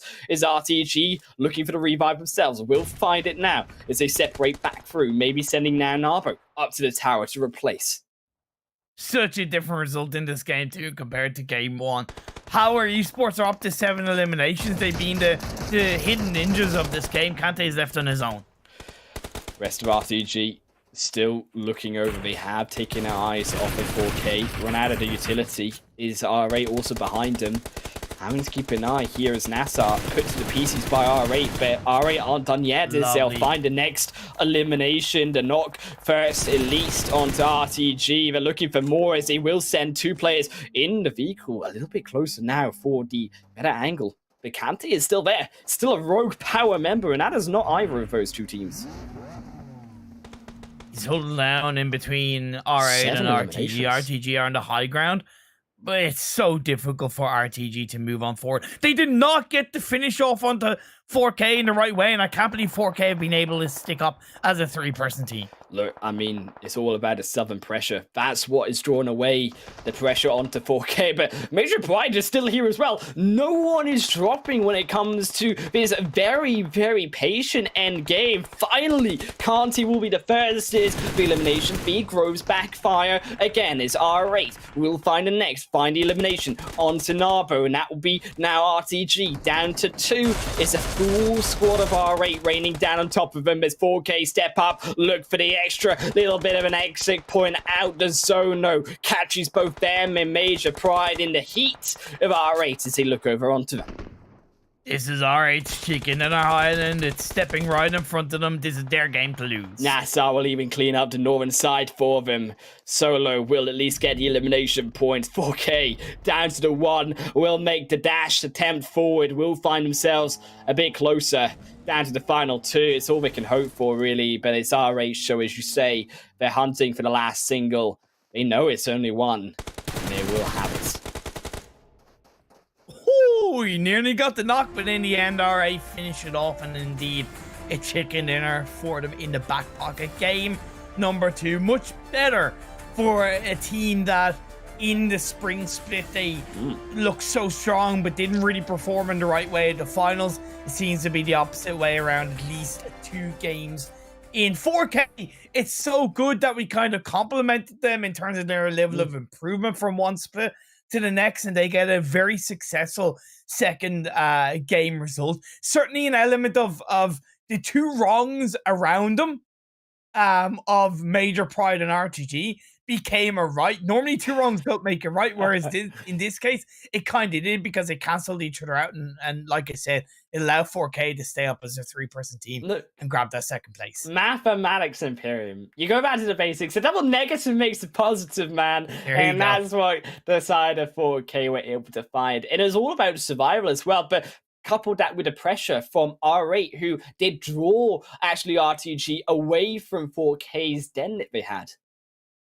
As we look at the match standings of the second game, a little bit of a missed opportunity, I could arguably say, for NASR, because they initially got a drop, as far as I know, either a knock or confirmation. No, it was just a knock, actually, onto one of the R8 players, but they didn't really push on it. Maybe it was a little bit too early in the game where they didn't feel confident on pushing it, but definitely a slightly low-key missed opportunity. When they VOD review, they will maybe looking at kind of go, oh, we could have taken more advantage of that. Yeah, it's not for me to say it was a bad decision, just saying a missed opportunity for them. Still a good game for NASR Esports. They deserve a lot of credit for what they did in that game. Yeah, I mean, NASR are definitely stepping up at least, and it was crucial that a lot of these other teams, such as also, as we said, RTG, like 4K, like Major, even as well, getting that second position with those 8 elimination points, keep in mind as well. Getting that points on the board, because these were the teams that, coming into that first game, Imperium, they struggled, and now keeping up with the rest of those already having those strong positions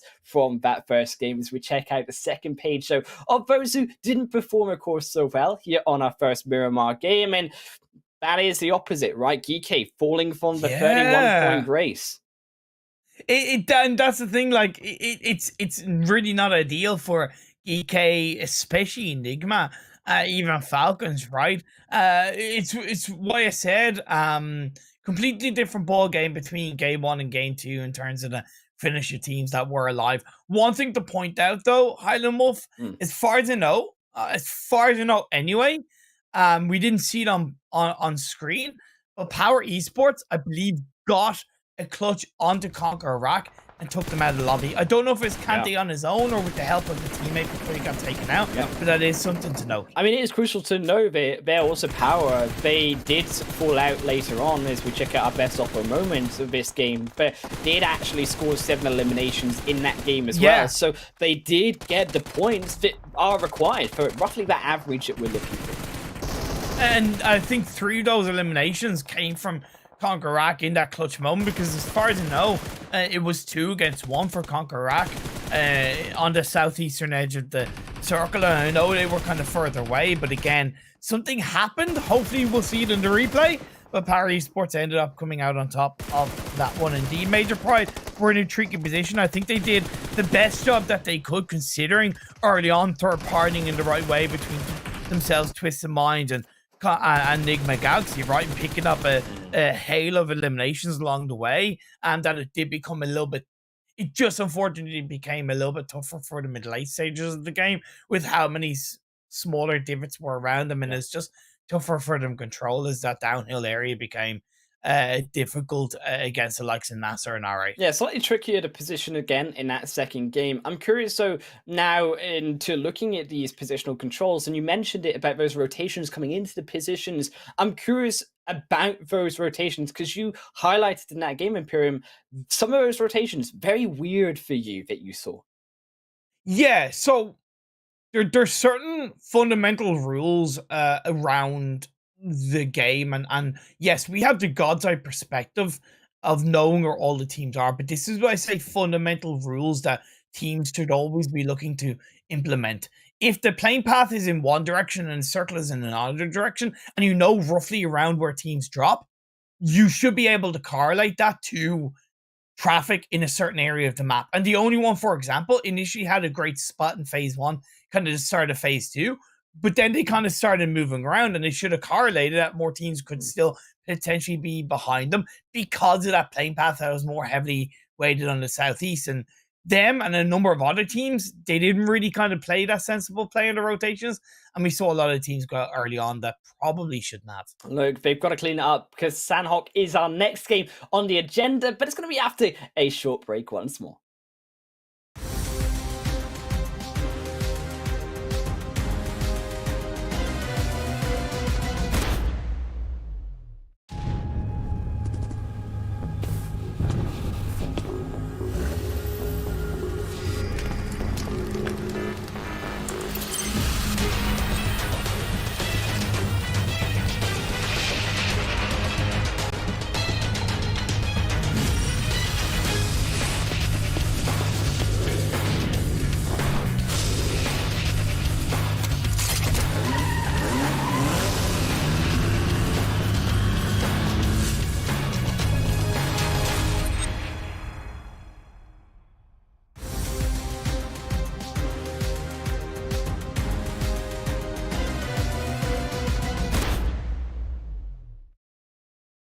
Welcome back, everyone, to what is now our remaining 4 games at the first day here at the PMPL Arabia Finals. And Imperium, well, you want to have access, just like the players getting into the finals. Check down below, because it's the Oppo Reno 7 Pro 5G with the upgraded performance and upgraded funds to celebrate your winning spirit with a brand new Oppo Reno 7 Pro 5G, the designated smartphones for PUBG Mobile, Middle East and Africa esports. And not only do you need a phone, though, to be peak performance, you need that energy drink as well. And what better than Monster Energy, our official energy drinks partner of the tournament. Yes, indeed. We're getting into the third game of the day, and you called it before the break, Alamuf. We're going into Sanhok for the very first time in the finals. We're going to get a taste of what the jungle has to offer and how these teams have adapted between the end of the league stage and into the finals. Will we see GEEKAY be able to adjust accordingly to their differentiated drop spot around the ruin split area of the map? Will they be able to contend accordingly with the likes of NIGMA Galaxy behind them, with YALLA inside that boot camp area? And of course, you have the trickiness of the circle shifts, which always throws a spanner in the works. I mean, Sanhok, we also checked back at the beginning of today in a couple of these highlight teams to look at. And I think crucially, one of them who hasn't had so far good results, that being YALLA Imperium, and they and their boot camp drop. Are we going to see GEEKAY maybe try to capitalize on YALLA here in the finals, or will they dodge each other again? Well, you were saying, or sorry, not you were saying, but you were talking to YALLA in the lead up to the finals, and they were saying to you that that the team prefers Sanhok as a map, right? So if they prefer Sanhok, they're gonna have to make this match count, because not only will it boost them up in the standings, but it also will boost their confidence. And once again, it's something that we can never talk about enough. This psychological aspect of this game, the mentality that is required to perform at the best in these kind of moments. If you get that negative momentum, as you touched upon, of going from bad result to bad result, yeah, it can certainly be downhill spiral. Whereas for YALLA, they'll want to stop that as quickly as possible. This game 3 is a perfect opportunity to do it. Yeah, I think also crucial to keep in mind that that pressure is compounded by the fact that we aren't in 3 weeks, Imperium. It's only 3 days, remember, that we've got for the finals. It's one weekend. So you have a bad day as a team, you're losing out on 33% of the overall points that you can garner. So it is crucial that all of these teams, they've used the preparation week that they had to be able to have actually that strength and that power coming in to have those 3 good days. Yeah, definitely. I'm not quite sure if our producer did say we can show overall, or if we can't. But if we can't, okay, we can't, but because we've run out of time. However, I can give a little bit of a spoiler as we get into game number 3. What I absolutely love out of the overall standing so far, Highland Wolf, is that the top 2 teams have more elimination points than placement points. GEEKAY in first with 35, Ardu Thunders in second with 29. And I genuinely mean that. I love the fact that the top 2 teams have more more elimination points in place. Look, I love it for a different reason. I just love it because they're aggressive, and you know me, I'm always about that aggression. And what better way than, of course, Sanhok to show that aggression? I'm hoping that we get a little bit of a fast-paced game, and I'm hoping that we can see that love of what we called that tennis or a football field, should I say, where it was that mountain. Because actually, Imperium, on a serious note, I don't think we've had a mountain finish so far on Sanhok this season. I think we do. I might have had maybe it with one. Monica, I've not. and maybe one, or it kind of hovered around it and then it kind of yeeted away in the later circles. Not gonna lie, I do forget. What we do see in phase 1 is predominantly mainland, and that will certainly breathe a certain level of relief to these teams, because they'll be happier with the fact that they don't have to consider the rivers too heavily in these first couple of circles, and they can focus on controlling a certain amount of terrain in this mainland position. Yeah, I mean, a little bit sad, honestly, that the mountain is going to be cut in half, just like my dreams of having a mountain finish, but it's okay, Imperium. It's okay. We're going to have at least a mainland finish. Good for these teams, though, because it means that they aren't going to have to decipher the puzzle of which island Sanhok is going to settle on. Instead, it's going to settle likely, at least on this mainland finish, but shouldn't say it too soon. We have had these changes in the past.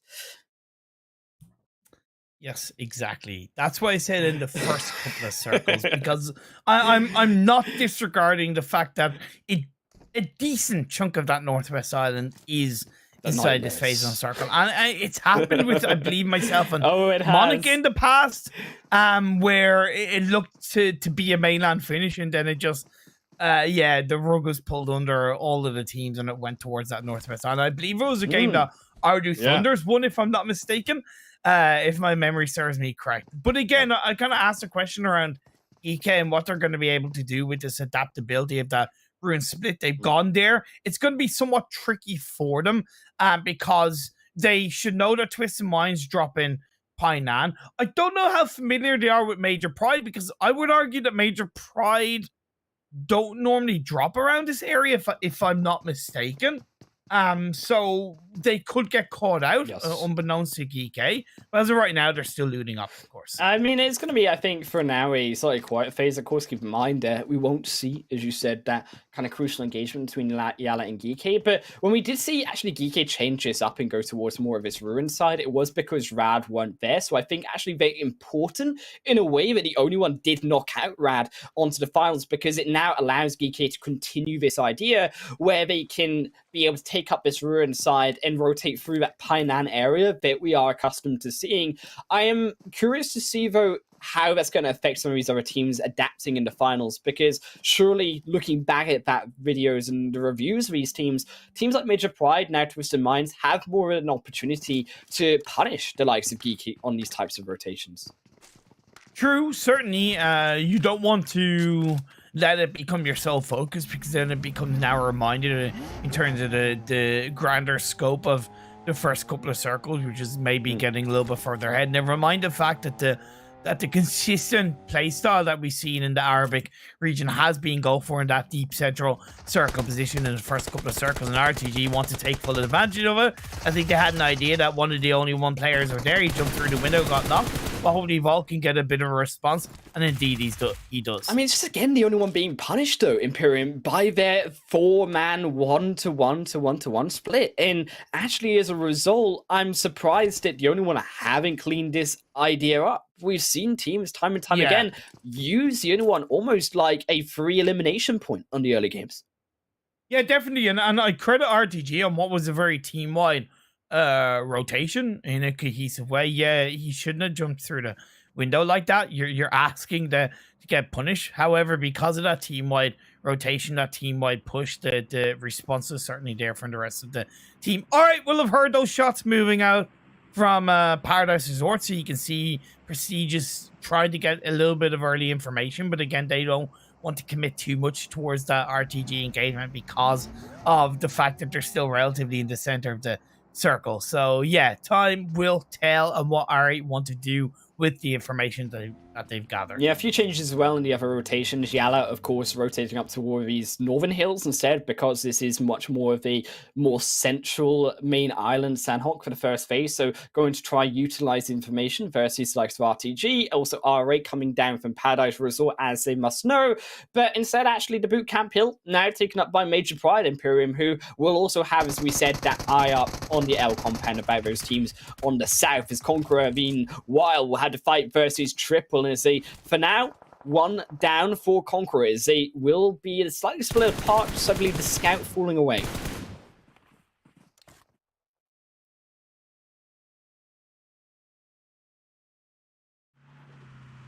Still, Conqueror Akvo gotta continue here to continue away through outside of really Camp Bravo here is are gonna look for a slightly better position overall and avoid the rest of Triple.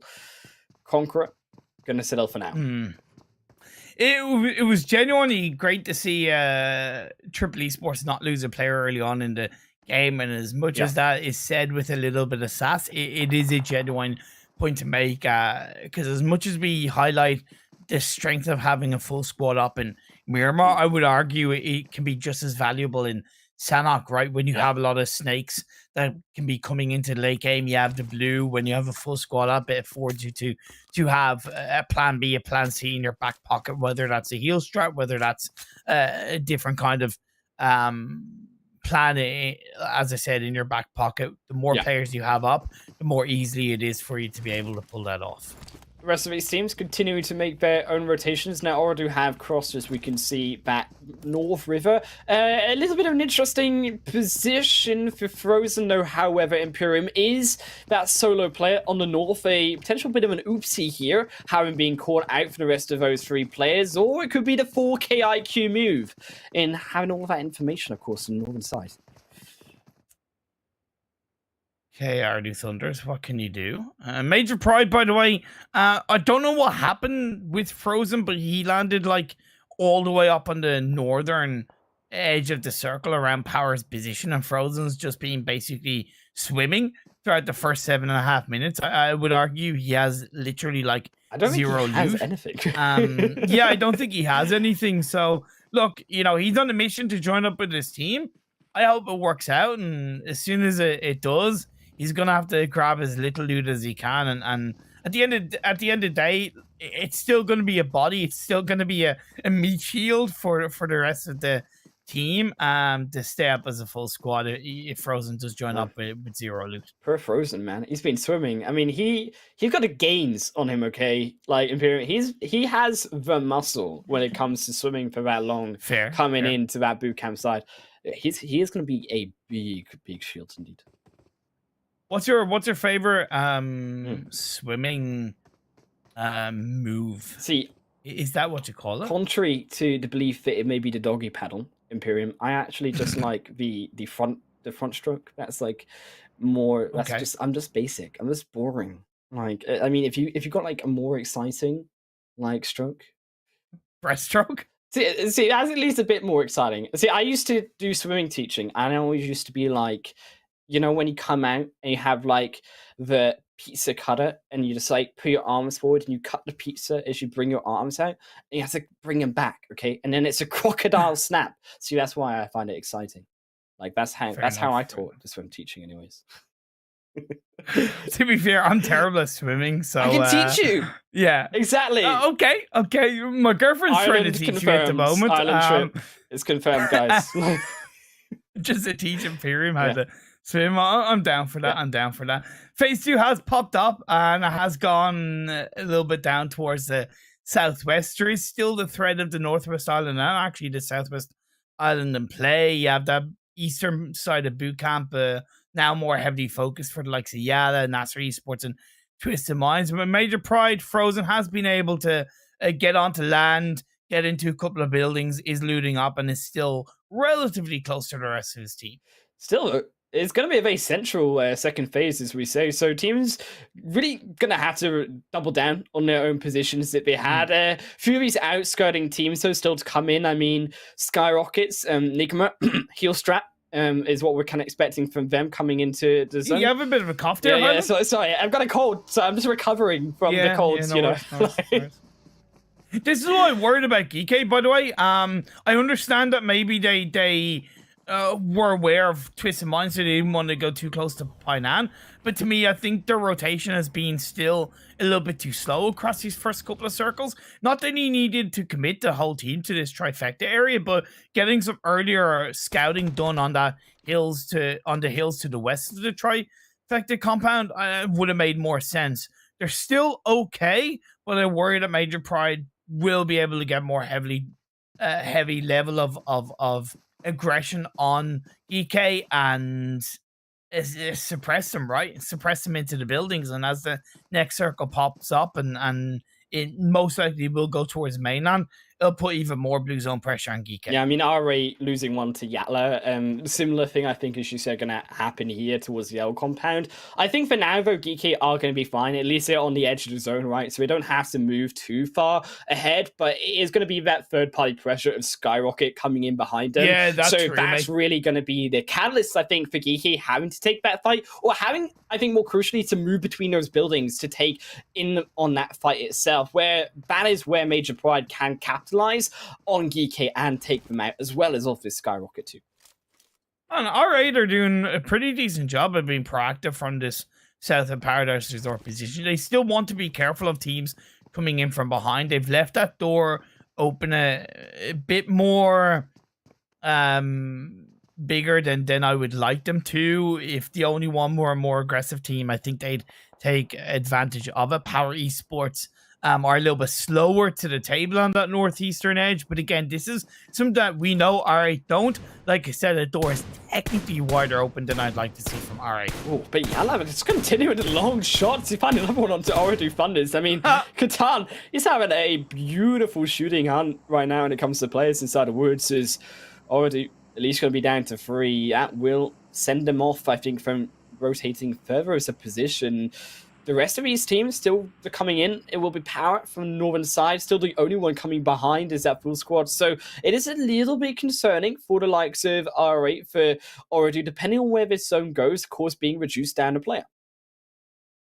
Great position by NASR Esports, holding onto that north west hillside quarry position. And as the next circle to shift up north west, it's even better for them. So really good position for NASR to be in. They shouldn't really move right now, especially as they still have a full squad up. GEEKAY and Major Pride now going to start to engage on each other, and I believe GEEKAY have already lost one player, and the second has been knocked. Yeah, Major Pride's just continuing to punish through. They did at least wrap one around, so Satan did get away unscathed by Major Pride. The rest will become really that meat shield if we want to continue that idea for Major Pride, but they have the ideas on them.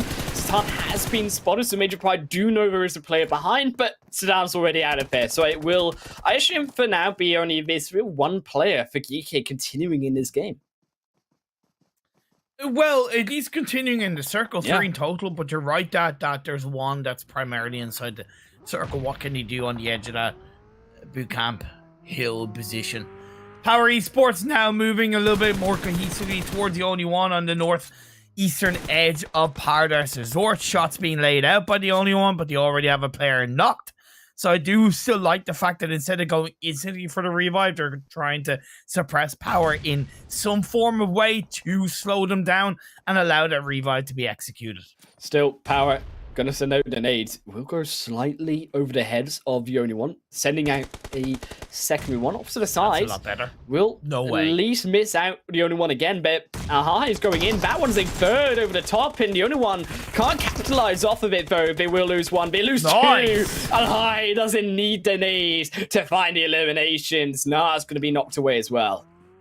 Yeah, little the only one could do, right? Because they suffered a knock, so I wanted to give them an element of a compliment before POWR got the better of them, and POWR took full advantage in the right way. This should alert the attention of RA, though. They most likely will have heard those shots on the other side, and we do see a replay of what Hope did, what happened to Hope, should I say, earlier on against Major Pride. But Major Pride has sent, I believe, 2 or 3 of their players into boot camp, which I think is really not a bad. Two of their players, and they have two on the coastline. I would argue that's actually not a bad strat to pull off. It might not look good, but when it's 2-2, I think it's not a bad idea. I think that the only crucial thing that we have to look at for Major Pride though now is that we don't get too confused by the scale of boot camp. They don't try to go for too many entrances in onto the compound. If it does shift down there back towards Major Pride, we have seen teams in the past Imperium where they try to control all these entrances late game. They get overwhelmed, they lose players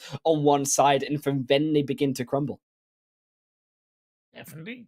And that's where the quickness of their adaptation on the next circle shift will be so important for telling their ability to control the late game, whether or not they stay up as a full squad. Difficult for Falcons if they have triple esports guarding them outside of the blue and in towards the edge of the circle as centralized. So great for YALLA, great for OOREDOO Thunders, and great for R8. Especially these hills, OOREDOO Thunders really R8 can also walk into to control. Right now, Triple much more prioritized though on Falcons, as you said, is Triple being really gatekeeping Falcons on this more northeasterly side, but Triple, they're struggling as well. Pushed down to minimal health and barely gets an hit off, only to be knocked back down again, though, by Yusuf, and Falcons will not be stopped.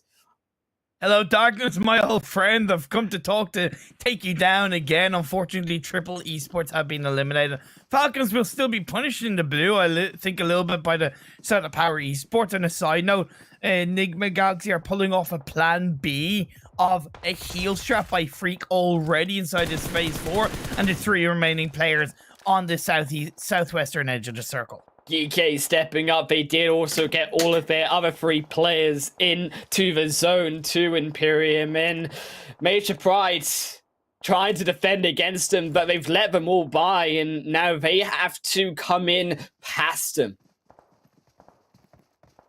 They will indeed. GEEKAY still surviving as a 3-person team. Hope persistent in the hope to stay alive and keep GEEKAY within a solid amount of points of this game. Number 3, teams down on the south side, outside of the circle for the time being. 4K, Twisted Minds, NASR Esports, and a little bit of YALLA for the moment. It's going to be difficult as YALLA have firm control inside the compound that's more towards the center of the circle.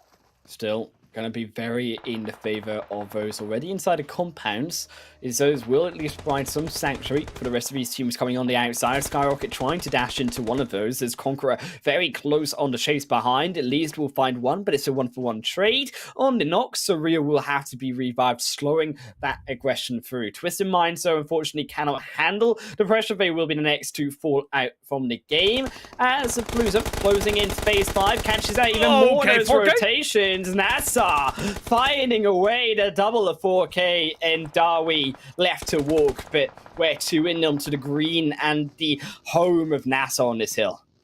Well, NASR understanding the fact that playing on the edge of the circle is the best strategy and looking to pick up a number of eliminations from teams who are around them, behind them, right, is so important, because them pushing down that hill towards the compound locked by YALLA is incredibly difficult, so they know that they have to pick up as many eliminations as they could. Still, YALLA finding the better out of all of these teams, but they have to move too. Imperium, the zone has got up towards that northern side, and R8, another banger of a game for them. They have to control though this northern side with those southern teams coming in, but GEEKAY on that south are raining it through onto at least one of SKYROCKET. Will find elimination as the rest dip behind here through the rock side. What the hell? What? Wait, whoa. What happened to Major Pride? Did my old person memory just like blank out? I don't know exactly, but they are out of here, and GEEKAY, who were put under a lot of pressure by Major Pride early on, have been the ones who kind of stay alive for the majority of the game. That's certainly interesting, but as the circle has centered up, once again, it's great for OOREDOO Thunders and fantastic for R8. And SKYROCKET's gonna at least keep themselves in for one. The zone still is going to be for R8, and it is all but them to control. The rest of these teams coming slowly forward in. GEEKAY stepping over the hill. So difficult. Swear Papa Blue, in the words of Mustard, Dave, comes into play. Papa Phase 5 becomes so difficult. Oh, no, where's Sebastian? Dave, we've got to talk about it, Imperium. And it's all this fighting on the south end. RTG stepping forward into YALLA. And the YALLA, they're getting bruised up by the rest of RTG down to only Saif. Seeing all 4 members of RTG. Woo! But over the top they go. Vault finds it. We'll find the loot of the body as well. And look now for the reset as NASR still, though, in the lying wait on the edge of that battle. Down to one themselves, so will not take it. RTG are one of those teams that are pretty good at gaining an element of momentum between the Miramar and Sanhok games. I believe it was Super Weekend number 3 where they got back-to-back chicken dinner between Miramar and Sanhok. And yeah, okay, they didn't win the previous game, but they certainly did a good result, and they're looking for another one. OOREDOO. Bowling, though, it's the bowling alley of GEEKAY and Satan. He's a pinball. And that is, he will be the next one to be potentially bounced here by Hassan. Stepping over the zone, Crows is in, and they've got the first aid meds. They will actually outlive, though OOREDOO is he will lose one of their members for now. Smoker goes back to the healing. They get a handshake as both of them will look to reset. Potentially one will dive in. Smoker's thinking about it. We'll send down the next nade onto Satan. Maybe is it going to hit? No, we will not. And Smoker back to the healing again. Both of these teams holding away. Satan will be found, though. There it comes, as Smoker will pick up the one. More importantly for our new Thunders, he got the eliminations. Yeah. That's an extra point on board that they expected, and an extra placement. We're down to 5 teams, 9 players. NIGMA Galaxy, they have a plan B heal strat, by the way, and they still have 2 players up that are inside the blue, or at least closer to the edge of the circle. And this is crucial for NIGMA, because if they can at least keep the pressure up in the front of that circle, buys the time, or, well, shortens the time required, realistically, should I say, for that healer to be in the blue zone and gets more points in the field for them, as well as looking for the eliminations out front. But those eliminations firmly in the hands of POWR for now. 8 so far, Imperium. This team quietly has been very, very aggressive indeed. Why I kind of put a lot of weight on them coming into the finals, and their team that excite me, and there's a sparkle in their eyes. They don't always play the best as a team, but what they don't create as a team, they make up with individual prowess, with individual clutch moments, and this is another one they're looking to create. Can't deny, though, still R8 holding up in the house seas for the meantime. It's POWR. They step down to knock on a door, but they will be denied entry. 2 clean away for R8, as they will find the extra 2 eliminations for themselves. NIGMA may be looking for 1, if that all is they can muster. The Lords is going to be spied out. R8 are going to take what will be their 2nd victory of the day here, as there goes the other for NIGMA. 2nd place confirmed for them, but as we say, R8 a back-to-back win. Back-to-back, baby. R8, so happy for them.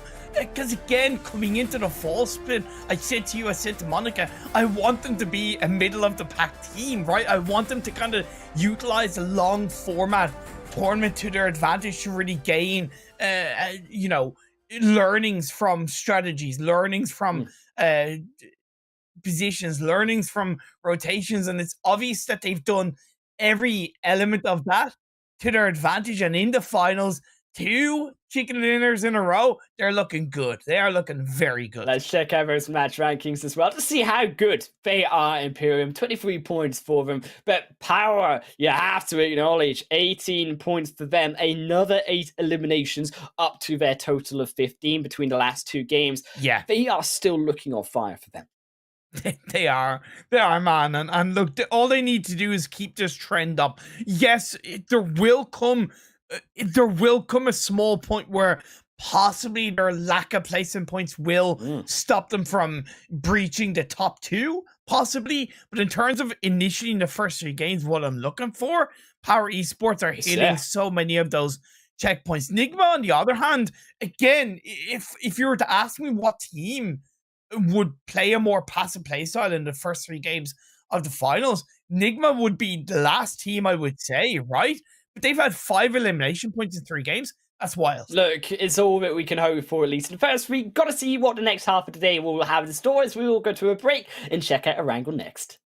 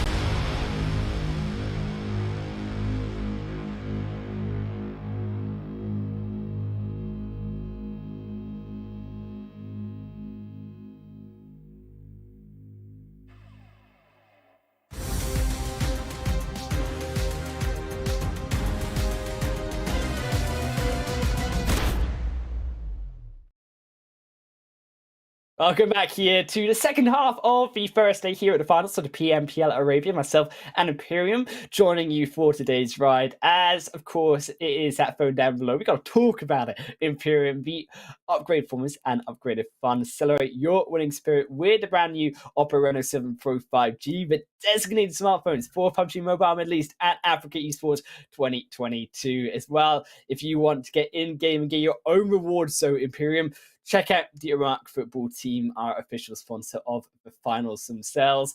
And of course, show respect to the Iraqi people. The first time we collaborate with the Iraq football team, you can get in-game items since the H5 event launch on the 22nd of July. And don't forget to follow the community tournament of the Iraq football team from the 19th to the 25th of July as well. Imperium, always a good track. Always good indeed. We're 3 games in, man, so we're halfway through day 1, so certainly allows us to evaluate a couple of things. We've had 2 out of 3 games won by Alright. Certainly not the most, like, even though it's certainly been successful wins for Alright, not the most dominating wins, as we have a look at the overall standings, page 1 of it as well. Alright, Esports, yeah, they've got 47 points, but again, kind of, they've got 31 placement points and only 16 elimination points. That is something to be said. Whereas I look at kind of, again, GEEKAY, OOREDOO Thunders and second and third is looking a little bit healthier with the amount of distribution between placements and elimination points. Yeah, kind of looking between those 5 points between the two. 10 at a maximum is what we're really looking for these teams. There will kind of spread out more as we see more games. Only 3 out of our 18 finals games played so far, but also very nice to see, I think, some of these teams who we wanted to see improve. So not only OOREDOO, but also Road to Glory, their Falcons also, who are coming in from the lower end of those Super Weekends overall standings to now the top 5 here in Pyramid. Indeed. Top 5 for Team Falcons is certainly not a bad thing. NIGMA Galaxy 23-5. What is that distribution? You're the defending champions. Why does it look so poor? I know we're only 3 games in, but I gave NIGMA such a heavy pass across the PMPL league stages where whether it's you or Monica kind of, you know, maybe put a bit more pressure on them in that regard. Now it's the finals. Yeah, I need to see them step up. I need to see them become hungry, become aggressive. And we haven't seen it so far. Yeah, I mean, we've seen some of those other aggression plays, those extra desperation plays, if you could like to see from the likes of Major Pride behind them. If you look back towards that Miramar game, right, as we check out that second page though of the overall standings, 4K there in that 9th position, rising up slowly, but still a lot more to do when it comes to some of these other teams. YALLA, the only one, of course, on the bottom of the page. I think more surprising for YALLA, considering the veteranship and their experience coming into the PMPL Arabia. Yeah, experience does play a big part. NASR, I think, has a little bit of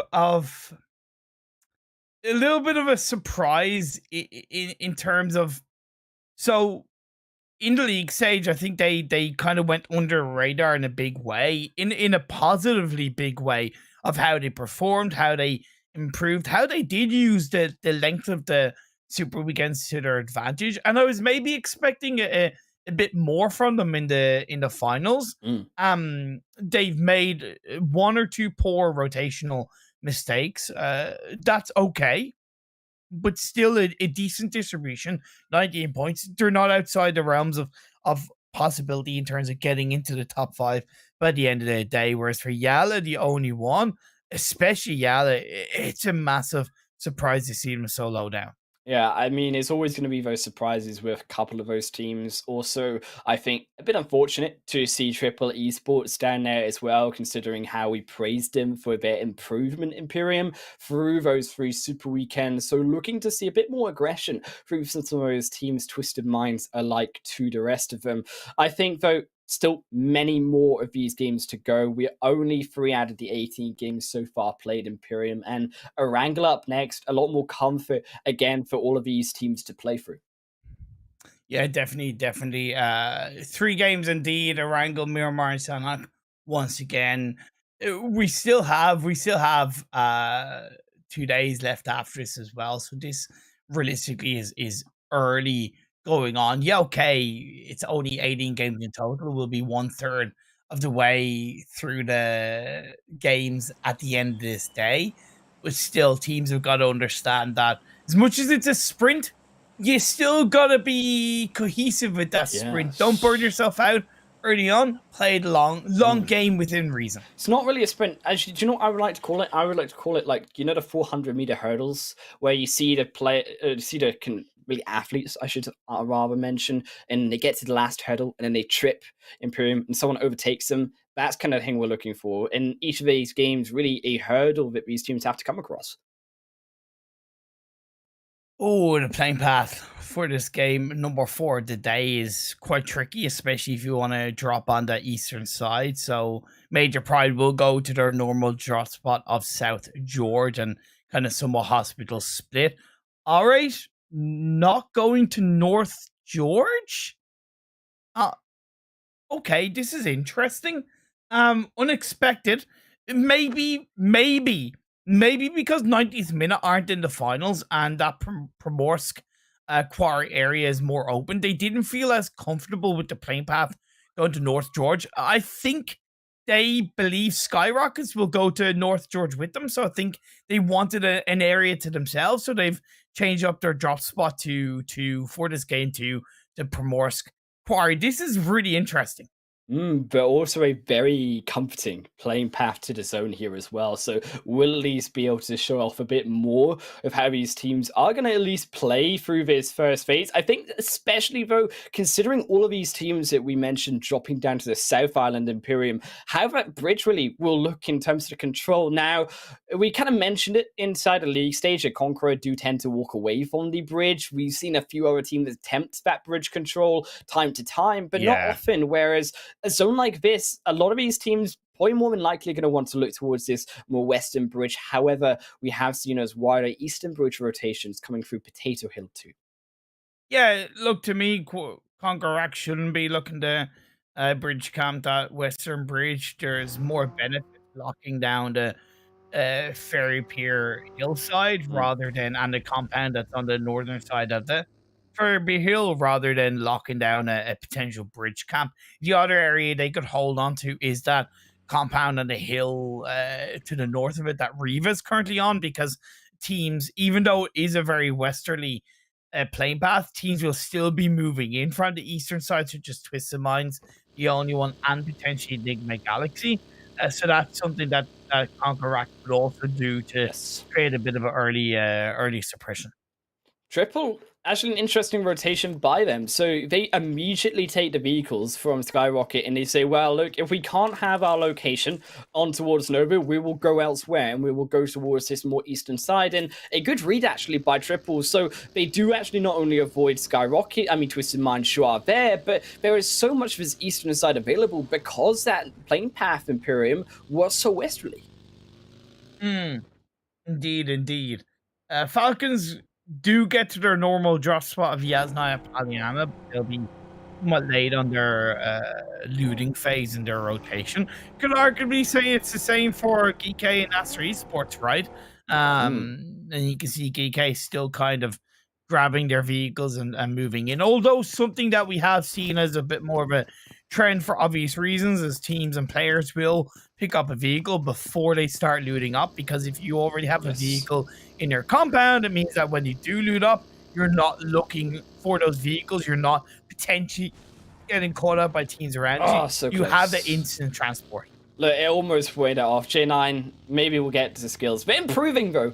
I'm glad that we're improving. Decent. I know, right? It was better than like the party bus that we saw in Miramar. That wasn't so great. We don't talk about that, mate. We don't talk about that. Like, plus, it's a difficult vehicle to control. Whereas, I mean, last time I checked, vehicles were supposed to have the wheels like on the ground, not the roof of the car. Yeah, but also the wheels being in the air technically saves the tires from wearing out. That's true. That's efficiency right there. See, I'm a racer in my heart, so I understand the fundamentals of looking after your tires to give yourself more longevity. I genuinely wish that was the case in in PUBG Mobile, by the way, if the tires actually did have grip, that the more you use the vehicle, the harder it became to control because of the tire wear. I genuinely think that would add maybe an unwelcoming level of strategy, but I think it would create a lot of strategy around the use of vehicles and how often they're used in a game by teams, because bar fuel, you don't need to, and obviously damage, you don't need to worry about how often you use a vehicle. If you hold on to it for the whole game, it's there. But if tire wear came into it, I think it would add a great element of strategy to teams' playstyle. Okay, fair enough. There's probably going to be a meter. It would tell you how much tire wear and tear you've got left. But like, wouldn't it be hilarious, Imperium, if these teams were trying to crash a compound in Miramar in the midst of the open, or Erangel midst open, and then they get stuck halfway because the vehicle gives way in terms of tires? That would be a bit of a, it feels bad, man. Definitely, and that's where I think it would add a highlight. That's a highlight strategy. Moment right there. Plus, it'd be highlight moment. Jesus. Love the way you think of the statistic side, whereas I think of the competitive It's only side. the videographer side. It's like the broadcast side of me. I'm thinking the highlight team, you know. Oh, yeah. It's all about the content. It's all about that content, baby. It's all about those views, those clicks. You know, you put on an epic thumbnail with the shock face and this car did what? Question mark, exactly. you know? Like... Exactly that. You never believe what this car did next. I know, dot. Someone hire us. Someone hire us for the PUBG mobile highlights team. We got it sorted. We'll give the idea to Maxman. He works on the social media team as is. So, you know, we want credit. We'll just get royalties off it. It'll be grand, man. Anyways, I mean, it's still a comfortable phase 1 Imperium. A lot of these teams, naturally, from the Super Weekend and those league stage, these continuing their strategies, so really focusing around that Potato Hill and really that Roshok side. I'm curious to see, as we always say, those wider rotations, though, right? How are these teams going to adapt on the north to south side? Well, because of the variability of where teams chose to drop based on the playing path, I don't think we're going to see as many wide rotations as you think. You also need to consider the fact that you do have, just because you do have a little bit of that military island in play, so it takes roughly about a quarter to a third of that phase 1 circle out of the mix on a wider rotation. And with this phase 1 complementing the playing path, it just means that a wider rotation is not really as possible as previous games. It does allow for slower rotations to be made from the likes of YALLA, RTG, 4K as well up on that northern side. See, 4K might have expected R8 to drop around North George, so they could be presuming that R8 is still inside North George, and that's why they're taking their time to rotate from the Zarky area. I mean, especially considering that they may use more of that kind of outskirts of Georgia pole, they may even possibly think of a rotation or a river crossing, if that is also an option for them. They will begin to, I think, figure out that there is no one there. That's not a bad idea. I know, right? I mean, especially considering considering that our zone is very centralized towards that more east or western side, sorry, should I say. So dropping on towards that beach is still an option to avoid the pressure, right? If you are later in. It really is, man. Like, the second you said that, you know, that light bulb just went off in my head. And I was like, that's a big brain move. If phase 2 shifts over massively to the west, that quick rotation to the coastline compound is going to be quite valuable. Or, of course, even just go for that bridge rotation on that far western bridge. Hire me for PMPL Arabia teams, confirmed. Look, you know, if you want an epic coach on your side that's going to tell a load of terrible jokes, just hire me. What? That's true. That's the dad jokes are confirmed. There you go. Yeah. Exactly. But the last phase 2 does shift far away from that western coastline, more favoring the eastern side of phase 1. Still a little bit of military island in play. It is quite centralized around flat terrain. You have the Chopsticks area of the hill to the south of it, controllable. You have Pachinki Hill, of course, and even that Fairy Pier hillside also pretty valuable for a number of teams. More importantly, CONQUEROR.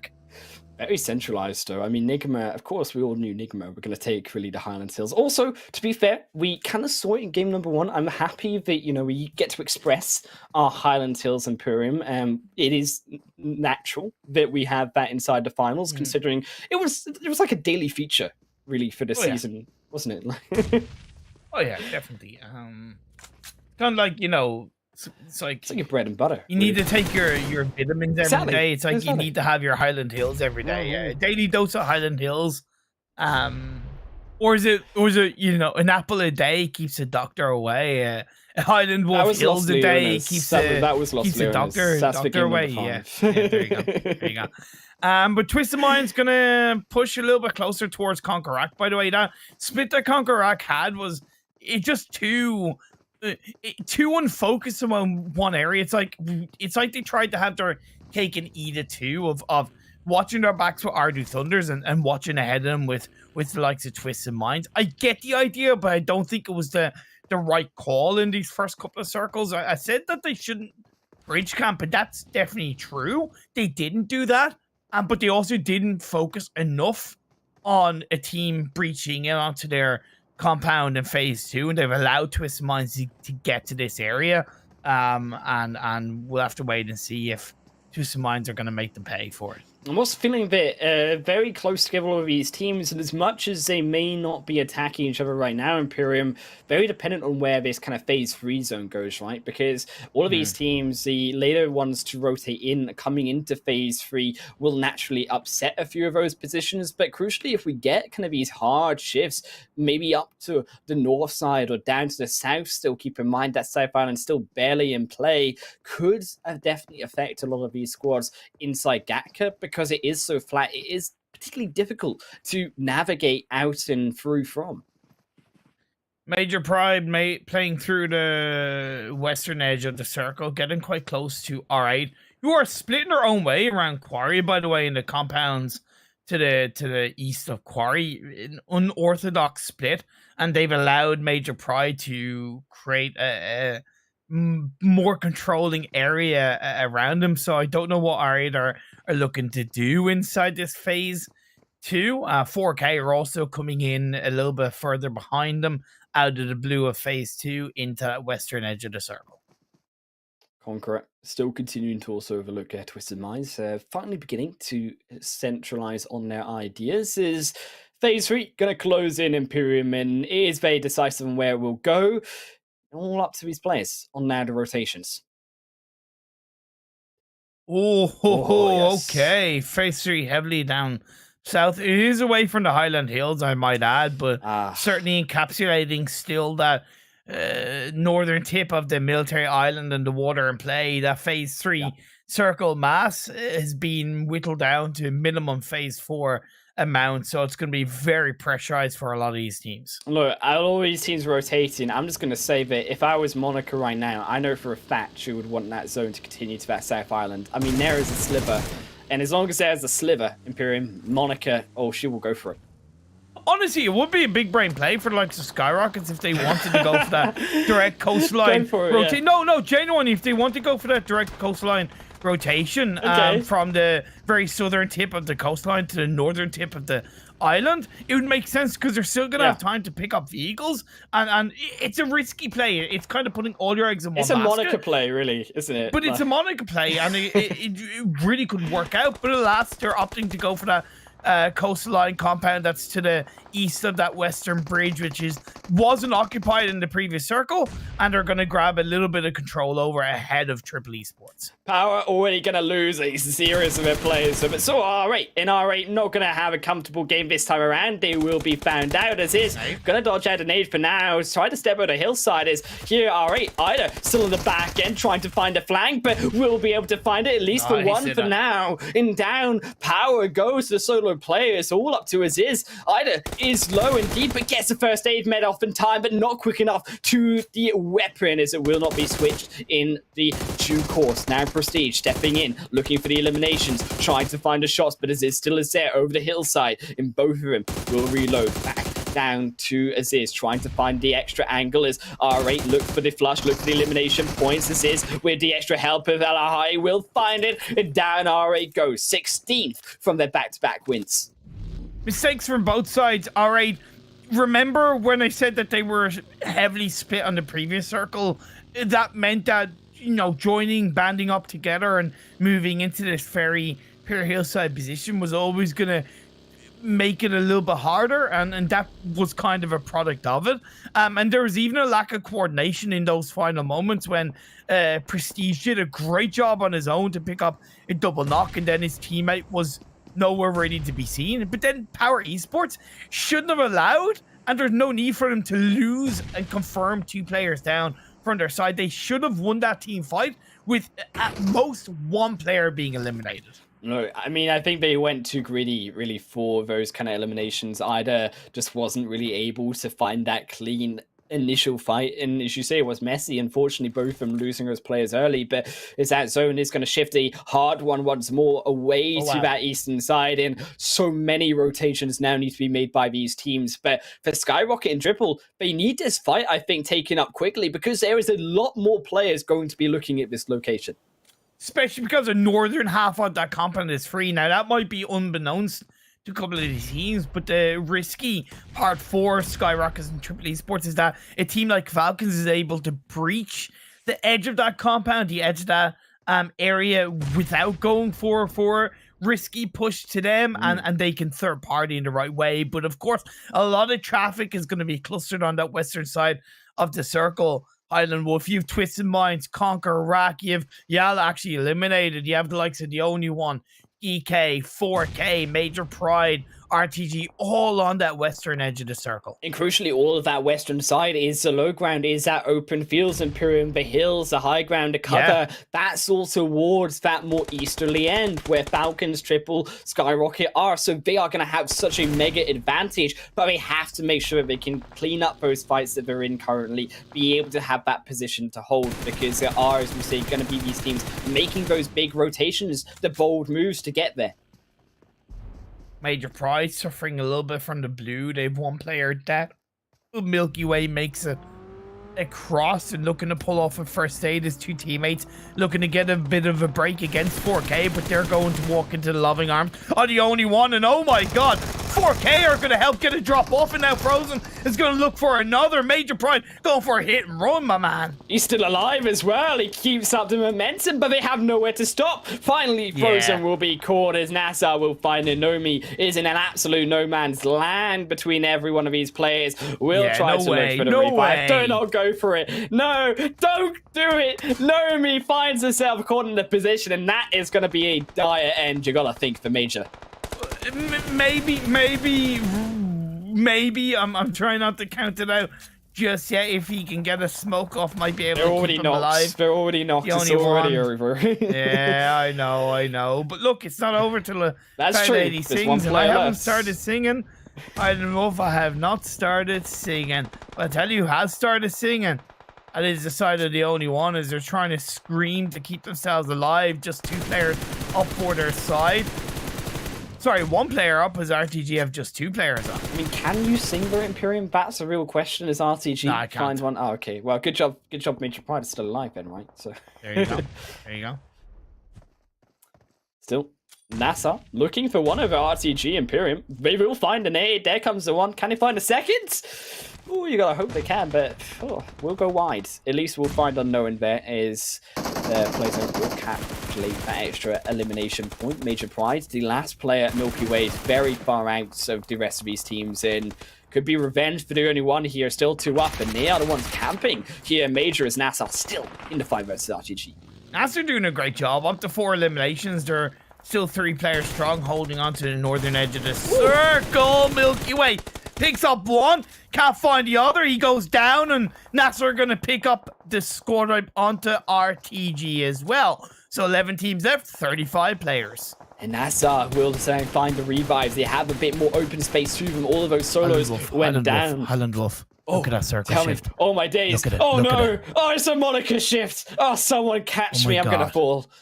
Oh, sweet baby Jesus. What a shift. You have 50% water in play of this phase 5 shift. I wouldn't be surprised if the likes of OOREDOO Thunders, maybe Falcons, maybe 4K, just swing for the fences and drive their vehicles into the water. It's probably going to get them somewhat a top 5 with only 9 teams left.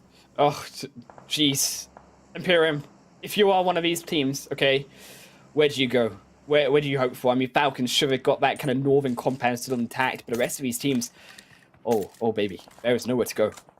No, there really is, like, OOREDOO Thunders, they have the possibility of kind of fending off, like, the NIGMA Galaxy on that western edge, but that's going to be difficult in its own right. Like, you can see right there, there's so little cover, so if anything, they're forced to drive into the water, like I said, and 2 of their players have done that down on the edge of the cliffside. You still have Hamco and Smoker that are around there. CONQUEROR are going to go for the fences swinging on the water side, and they make it into the underside of the cliff. Uh-oh, but someone's got explosives in the water. Don't you tell them not to have explosives in the water. Imperium, they almost take themselves out, but Rio is going to be able to survive for now. Goes in the car, and a Sand I don't think has it. Maybe we can find the extra shots if Rio can capitulate and find the one.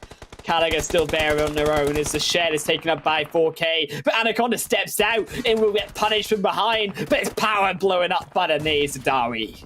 Oh, strategy goes out the window. This is Hail Mary play styles that are going to be willing. You just gotta hope that you can stay alive and you make it into the edge of the circle. Of course, incredibly valuable for SKYROCKET. They've kept Rip inside the compound while Easy and RRR look to try and punish the teams that are hanging onto the cliffside. Easy gets knocked, but he will most likely get revived up by his teammate to keep them up as a 3-person team. And look, CONQUEROR in OOREDOO Imperium, they've moved away from that south side. So actually, NIGMA, they've been able to open up a little bit more space for themselves, but it's still SKYROCKET overlooking them on that hillside, and that's the problem. You can see the smokes being deployed. They will need a bit more of an oomph push to be able to capitalize over SKYROCKET, as they still have a mega position in this game.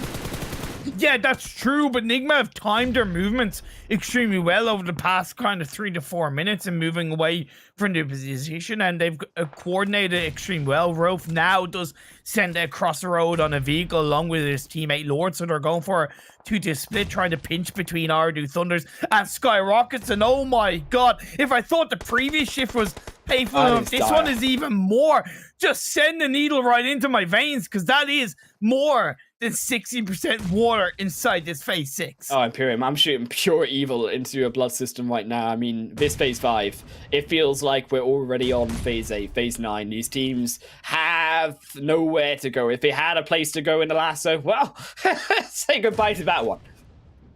Hey, look, Luffy sends it onto the eastern cliffside. It's still inside this game as a solo player for the only one. Falcons did opt to go for that kind of compound that was on that northeastern edge of the circle. GEEKAY have gone a little bit close by as a 2-person team holding onto the low ground on the underside. You can see that they have a 1-1 split as of right now. NIGMA Galaxy send it into the water. And yeah, this is, like I said, most strategy out the window at this stage.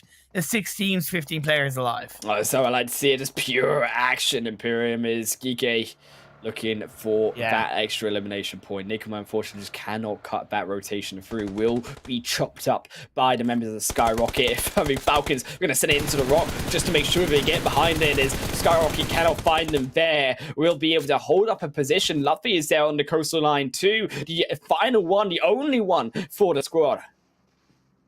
This could be the end for SKYROCKET. They've had a great game so far with 8 eliminations, so even if they go down now, it's been a successful result in game 4 of the day for them. It's the fact that so many teams are going to be looking in their direction. Rip is going to rip it through one of the Falcon players. A lot of these teams have already went towards the coastal line, so at least SKYROCKET have a bit more breathing room. NIGMA really were their big threat coming in, so dispatching of NIGMA grants them this more space. Now, Falcons do have though that high ground too. They get behind the rocks. And look at Hamco and Osama. That's what I worry about with SKYROCKET. That's what I said. Their days may be up inside this game because of the amount of teams that are around it that still have landmass. It just remains to be seen. I mean, GEEKAY, we might have something to say about Osama here as he tries to find his shots through. GEEKAY will be the one taken out though. And now Osama will be able to have more free reign once more over SKYROCKET here. but it's still Falcons. They have this rock side. They have a bit more security, and it's up to Falcons. Can they survive? Can they outlive these other teams, or can SKYROCKET break through with those nades? They do not have any more, though. Triple R is out, but they do have 4 smokes, so at least can build some sort of a bridge. Can SKYROCKET blast off at the speed of light? Can they make the other teams surrender now and prepare for their own fight for the chicken dinner? Do not. That is right. That is right. Imperium. The dad jokes, they are impeccable. That is poetic, man. That is poetic. I mean, it is true 1980s TV POG. 1980s? Is that Pokemon is from 1990s to the 2000s, bro. Oh my days, bro. Bruh. Okay, just get back to the game. We're 14 F9 players. God, Hyden Wolf. I thought it was 1990s. I thought it was older than that. Sorry, I misjudged. I misjudged your age. I thought you were more ancient, Imperium, but it's okay. I'm even more insulted. OOREDOO still overlooking here. SKYROCKET is they are still stuck. They haven't moved, Imperium, but it's okay. They're still alive, and so OOREDOO, as they got their own ace. Keep in mind, they've got still 3. They've been holding them for a long while. However, that real bush is a pain when it comes to looking over the window. Is Triple R. They may not realize that there is a window to shoot through, and they will use all of their nades for now. 1 left in the tank, as they will now use the smokes, move forward in, and they've got an excellent position here, actually coming in behind Falcons, who Falcons have moved away from this location, Imperium. They've more kind of clumped up together. Well, great use of smokes by OOREDOO Thunder as well. They use that to their advantage, and they send 2 of their players who are on the high ground of the cliff into the edge of the circle.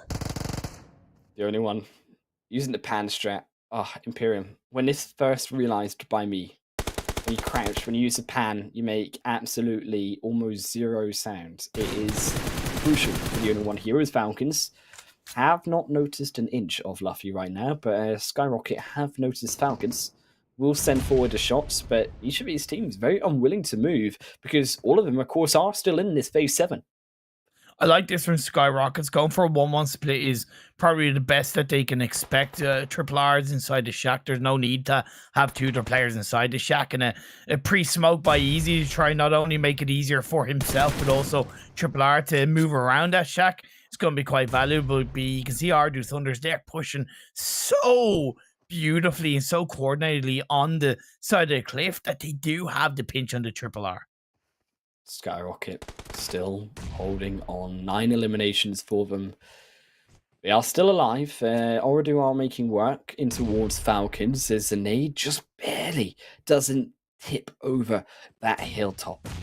This rock will block it for now. Falcons going on a bit of a bowling trip as they are searching for the solo member of the only one. Also scouting out their options for retreat is the zone. Still very much on this coastal edge.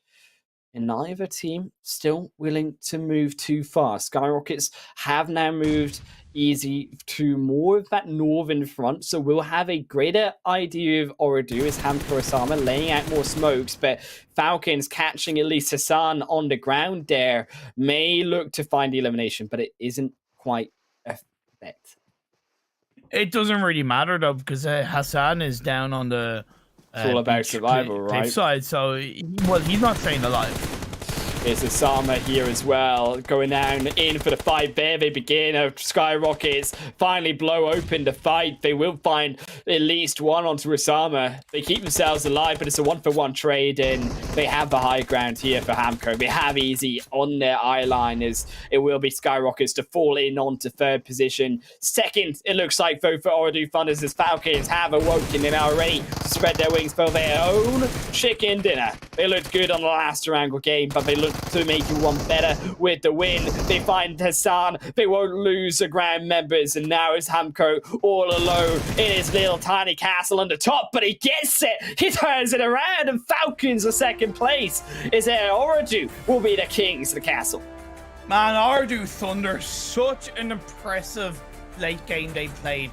It was beautiful. It was really beautiful the way they navigated around NIGMA Galaxy. They navigated around at a coastline position. I didn't think they were going to do it. I thought they might have committed to that.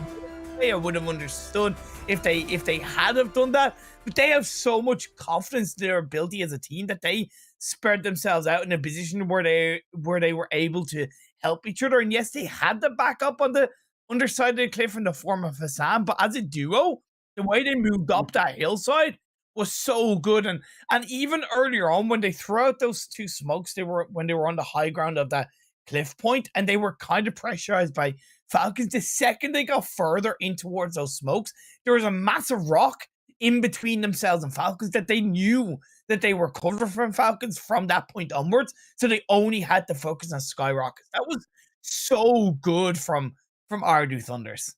Look, I mean, as we check out those match rankings as well, OOREDOO Thunders, the phenomenal performance and a finals performance, I think, is what we were really expecting from them to show up here with. It's 25 points for them, but SKYROCKET still getting another double-digit game for them in terms of those eliminations, the placement points, getting to 20 points, and Falcons to pip to the post, but still another good Erangel game for them. Man, NIGMA Galaxy, the defending champions, are being genuinely finessed by a lot of teams. Like, they're getting outperformed in a big, big way. Some of these teams are so much hungrier right now to win. They're I'm sorry, but NIGMA are not playing as champions, and this is where it starts to get more aggressive.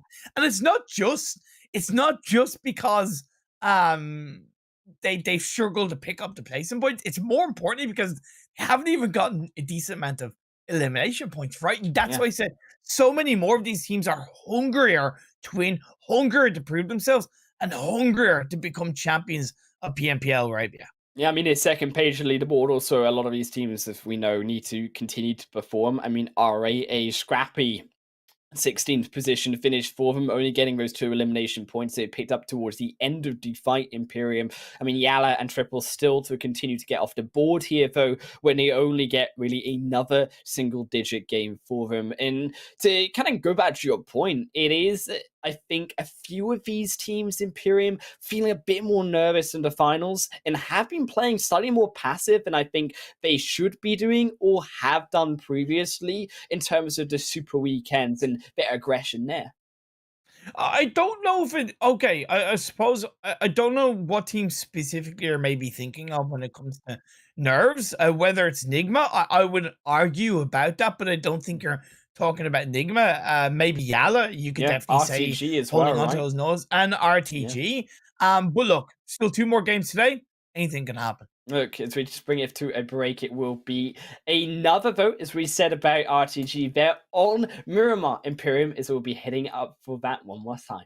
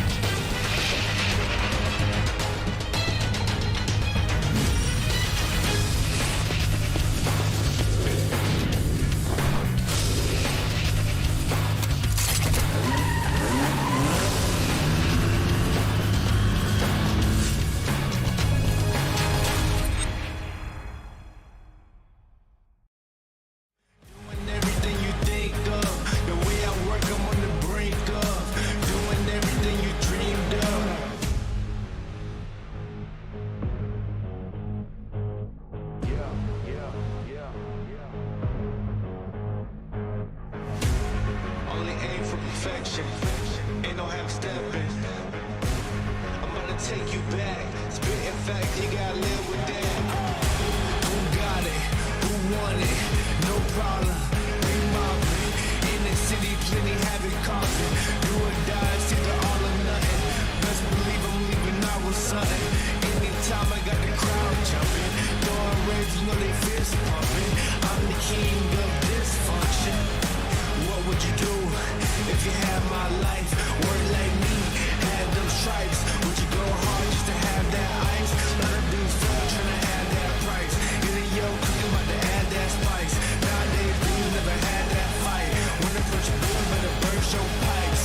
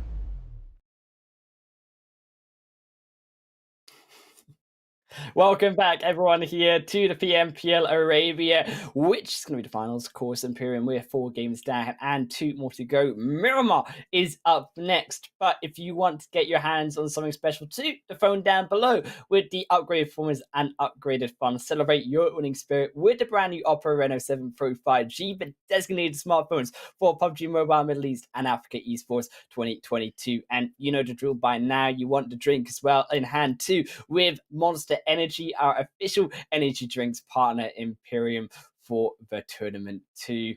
In Imperium, jumping straight in onto Miramar here for what will be our last showing of the desert today. Yeah. We've seen a big shift so far in the second game. Are we expecting a bit more of a shift once more in terms of the way these teams are playing on here? Yeah, we're of course going to see a level of adaptation between the first Sanhok game and the second Sanhok game, despite the circles most likely will be different in terms of where they start, where they finish. You're going to have teams learning a little bit more cohesively from that first Sanhok game into the second Sanhok game, whether it's timing of the rotations, whether it's positioning as a whole, and just adapting to where the teams go around them. But as of right now, OOREDOO Thunders, they have little to adapt to because they are looking very clean up in the top spot. 64 points. More importantly, 13-point cushion ahead of themselves in second place. That's kind of exactly the kind of cushion you're looking for at the top of the standings. Yeah, I mean, certainly OOREDOO Thunders have, I think, impressed as one of these underdog teams, or not really underdog, but shadow teams, we could argue. I'd say dark horse. Dark horse, that's the word we're looking for, Imperium, here on the stream. Is GEEKAY, though, still a very close second place. I mean, it is only about a game away of a difference between OOREDOO, so still a lot to show for the standings. In about kind of that top 4, 5th place POWR slightly falling behind that first place position, so a gap is still beginning to be formed. And all right, you know, we're kind of starting to see the trend of arguably like NIGMA, only not as bad, relying more on the placing points, 2 chicken dinners, but the distribution between placements and eliminations is a little bit more heavily as you look at the second page. I'm still relatively happy with SKYROCKET Esports, by the way. Yes, the results have been a little bit more volatile, but the good results that they've shown says to me that there's a sparkle inside how they're able to perform. And even that previous game, honestly, there's not really much more they could do from that position. Right, maybe technically they could have attempted to shut down that western side a little bit more quickly, and they kind of technically allowed OOREDOO Thunders to breach him, but I can see what they were trying to do, and they still have 28 points in 4 games. That's not outside the realms of possibility of pushing into the top 5 with 2 games to go. Yeah, I mean, we talked about a couple of those teams down at the bottom. I think to add actually NASR, still also CONQUEROR Iraq, only still down towards that lower end of the leaderboard, still picking up the points. They still have about 25 to 21 points as we do head into Miramar. And I think both of these teams, though, the veteranship, the experiences we say that we have on, I think, particularly Miramar, needs now to be showed, because for them, this is kind of their map, Imperium. Definitely. Also, I just realized I had a massive brain fart because I thought it was Sanhok next. Not gonna lie, genuinely. That's why you talked about It's okay. Sanhok It's okay, in terms of from the first. But it's the same principle. There should be a level of adaptation between one Miramar game and the next, right? And arguably, it's a little bit easier to adapt because it's a bigger map. You're less technically less interfering with teams around you early on in the game, so it allows you to extend that learning from one game to another a little bit more easily. The playing path isn't too bad. It's a little bit harder for teams that want to drop on the eastern side, such as Triple Esports and YALLA. They're going to have to maybe have a secondary drop spot or drop a little bit further away from the likes of the Los Leones teams if they're going to avoid early game action. I think very nice, though, for some of these teams who haven't really had an opportunity to get early into the looting phase. So that being really Twisted Minds NIGMA in towards this more western side. I mean, NIGMA have virtually had to rotate to El Pozo more than not. So will be a quicker start for them. I'm curious to see how they will use that, though, in terms of the rotations, because it is going to be a phase 1. It lands on top of them. Will be much towards that kind of western side, but still fairly central. So a lot of options still available to these teams overall. Phase 1 is complementary to the playing path at least, so pretty much split in the middle of the playing path either side. So the NIGMA Galaxy won't have to go too far in theory.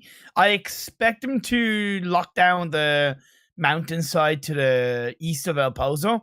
It will allow them to slow down and suppress teams coming in from the northeast, such as SKYROCKET, FALCONS RTG within reason, POWR Esports as well in their own right. They shouldn't worry too much about the southern edge of the circle. Allow Twisted Minds to play their own game and see where phase 2 shifts up. Still going to be, I think, a very important game, though, nevertheless, in these early couple phases, Imperium, for the positioning. It has been something that I think we have to note on has been generally better by all of these teams in the finals, and I think more interesting in terms of the way that these teams have been positioning. Not always really that first phase or dive into the center that we kind of saw in the Super Weekends in the league phase. Much more refined, I think, in terms of finding those better overall positions that have more value in the map earlier.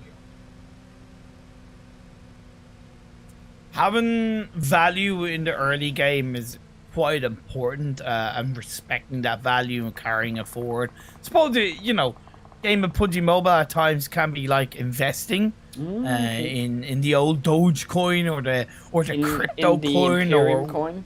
Is in the Imperium. Oh my god, that'd be so cool if there's a Imperium coin. It would be worth nothing because I am worth nothing, but it certainly would be cool. But certainly, you know, investing in your own position, investing in your own level of control early game is quite valuable to carrying it forward and turning it into net benefit and net financial win in the form of chicken dinners and overall end game results. So yeah, definitely something that teams can think about as GEEKAY. Grab themselves Picado, lock it down, and they will start looting up. I mean, you're always worth something to me, Imperium. Just remember that, okay? Like, you don't need to worry. If everyone else hates you, there's at least me, okay? Whoa, I didn't mention the word hate. I just said worthless. Like, there's a big difference, man. You know? If everyone finds you worthless, then I still find you worth something. You're still gold to me, Imperium. Oh, see, that was wonderful. Thank you so much, my friend. Thank you so much. I wish Monica was as nice as you. I know. I need to go throw up in a toilet now. It's a bit cringe. Oh my god, Triple Esports. They did make it to Port-au-Prince, but they do have one player that's on the very southern coastline of this circle, so he kind of is closer to the edge of this phase, which is the anchor point position. So clever play from Triple Esports. YALLA in their own right did not go to Impala. They opted to loot around that very southern area of Los Leones. It's going to be a longer looting phase because it's kind of smaller compounds, smaller buildings. But again, similar to Triple Esports, they have Lathe further into the western edge of the circle down on the south side. So it is that little bit of an anchor point while the rest of the team scrap up the loot around Los Leones. There's a few of these teams, of course, fighting very far, or sorry, should I say investing in terms of that looting phase, very far away from that first phase zone. I mean, always the likes of POWR, of SKYROCKET here towards that northern side too. So are going to be a little bit later towards that rotation in phase 1. I'm interested to see how both SKYROCKET and POWR are naturally going to rotate in onto this phase 1, because we do know that there is a more congestion, particularly to Happy End entrance side and then towards that Picado hillside too. So are they going to maybe go for that longer northern rotation into those hills, into Crater Fields and down onto the main road, or are they going to try and break through these rest of these teams already there? Okay. R8. They won the first Miramar game, albeit in very different circumstances. They're going to have to try and control this northeastern side of the circle outside of San Martin. It's important that they don't stay in the city for too long. They already have kind of a couple of players on the south side high ground of San Martin, which is definitely a positive thing, but they need to be aware of the likes of Falcons, Tunics and CONQUEROR, and even within reason SKYROCKET Esports as you get further into the blue zone closing in. All of these teams are still continuing the looting phase. Major Pride here towards more the southern side, is in towards more of this Chumacera area. I'm interested to actually see how teams will kind of adapt actually to Chumacera in zones like this, because we have seen a bit more fighting coming in towards that really third week around this southern location. Interesting to see if 4K will try to capitalize on that. Already a player behind the solo of Frozen there, so may look to pincer down on to Major Pride in this location. Is the only one are going to do a flip. It is a 10 out of 10 when you have to think about landing on the wheel zone. Really? You're going to give that a 10 out of 10? Oh, sorry, maybe. I don't know. I caught the end of it. I was more looking towards like 4K and like their strats and, you know. Okay. Yeah, fair enough. Okay. It looked good though. The end looked good. You can't be so frivolent with those 10 out of 10s. We gotta like build them up like towards the third day. Yeah, like, is that where the 10 out of 10 comes? You gotta make them mean something higher than Wolf. You gotta make them mean but something. like, that's a 10 out of 10. Is that like what we're looking for like at the end?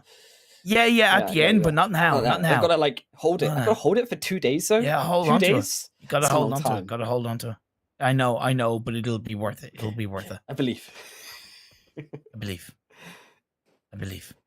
I also believe that Major Pride have a pretty heavy split around Chumacera, 2 on the northern edge, 1 on the southern high ground edge, Frozen on his own, and then Nomi is all the way over to the east of Chumacera. That's really intriguing. I don't agree with this kind of split, considering how close it is to the central part of the circle, and also how valuable it is around those southern high grounds of this phase number 1, right? And you look at that playing path, they're taking a lot of risks right now. Yeah, I mean, also 4K, considering that NASR is going to be looking down upon this location. Still holding up for now. Not going to go for the push in the meantime, but they are looking for it. They are looking for the idea, as we mentioned previously. A few of these other teams still beginning to get in onto this phase 1 zone. Is the rest of the blue zone is going to close in onto phase 2 now. Imperium, I'm curious where it will go, because it is very clustered towards that south side currently. Curry, I thought, wait, did you just, what? Huh? What? Am I confused? You just stopped suddenly. Oh, really? Did I? Yeah, that was so abrupt. I was like, what? Oh, okay. Maybe I'm. It's okay. It's okay. I'm like. No, you're not.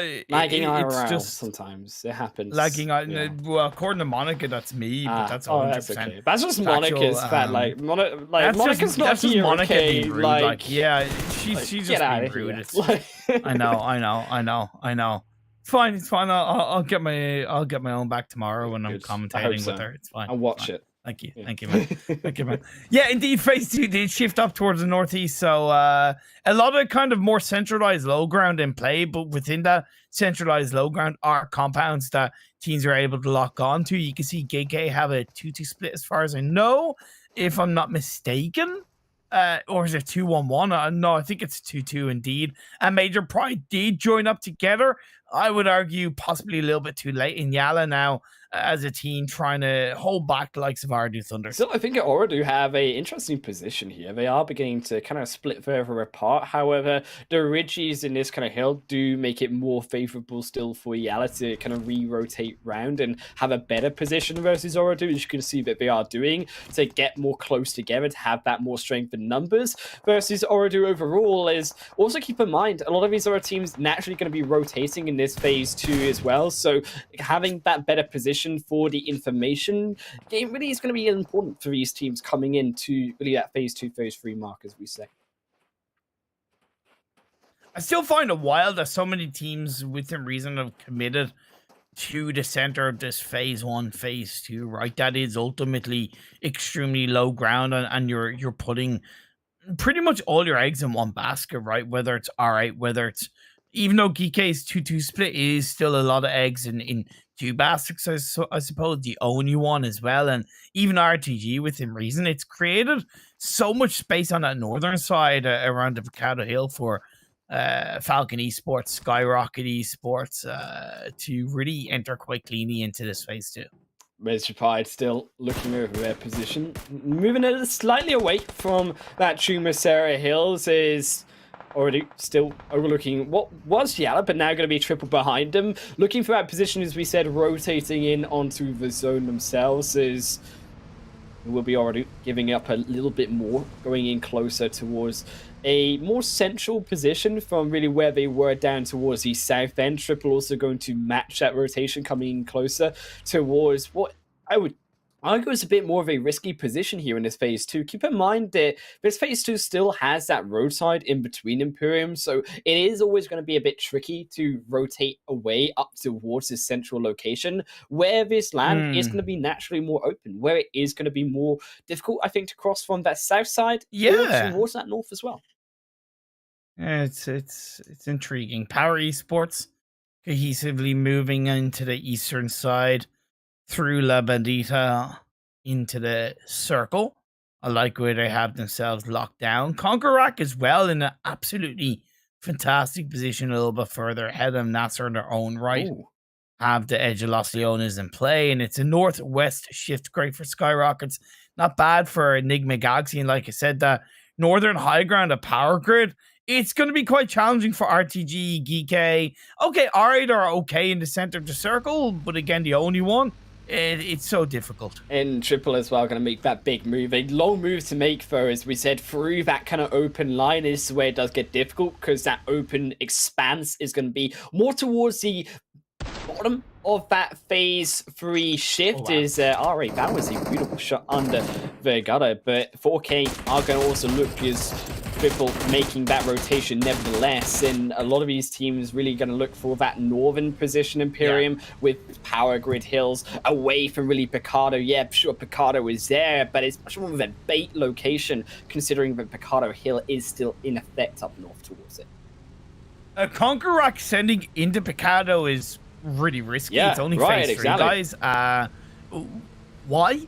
I'm sorry, but like Picado why? Hill is north, like right above it. Just yeah, take that, I know. like- Why not go for a 3-1 split? Like, if you want to have this city locked down in case, and keep one player in the city, you don't need to have the full squad, right? So very kind of weird from CONQUEROR.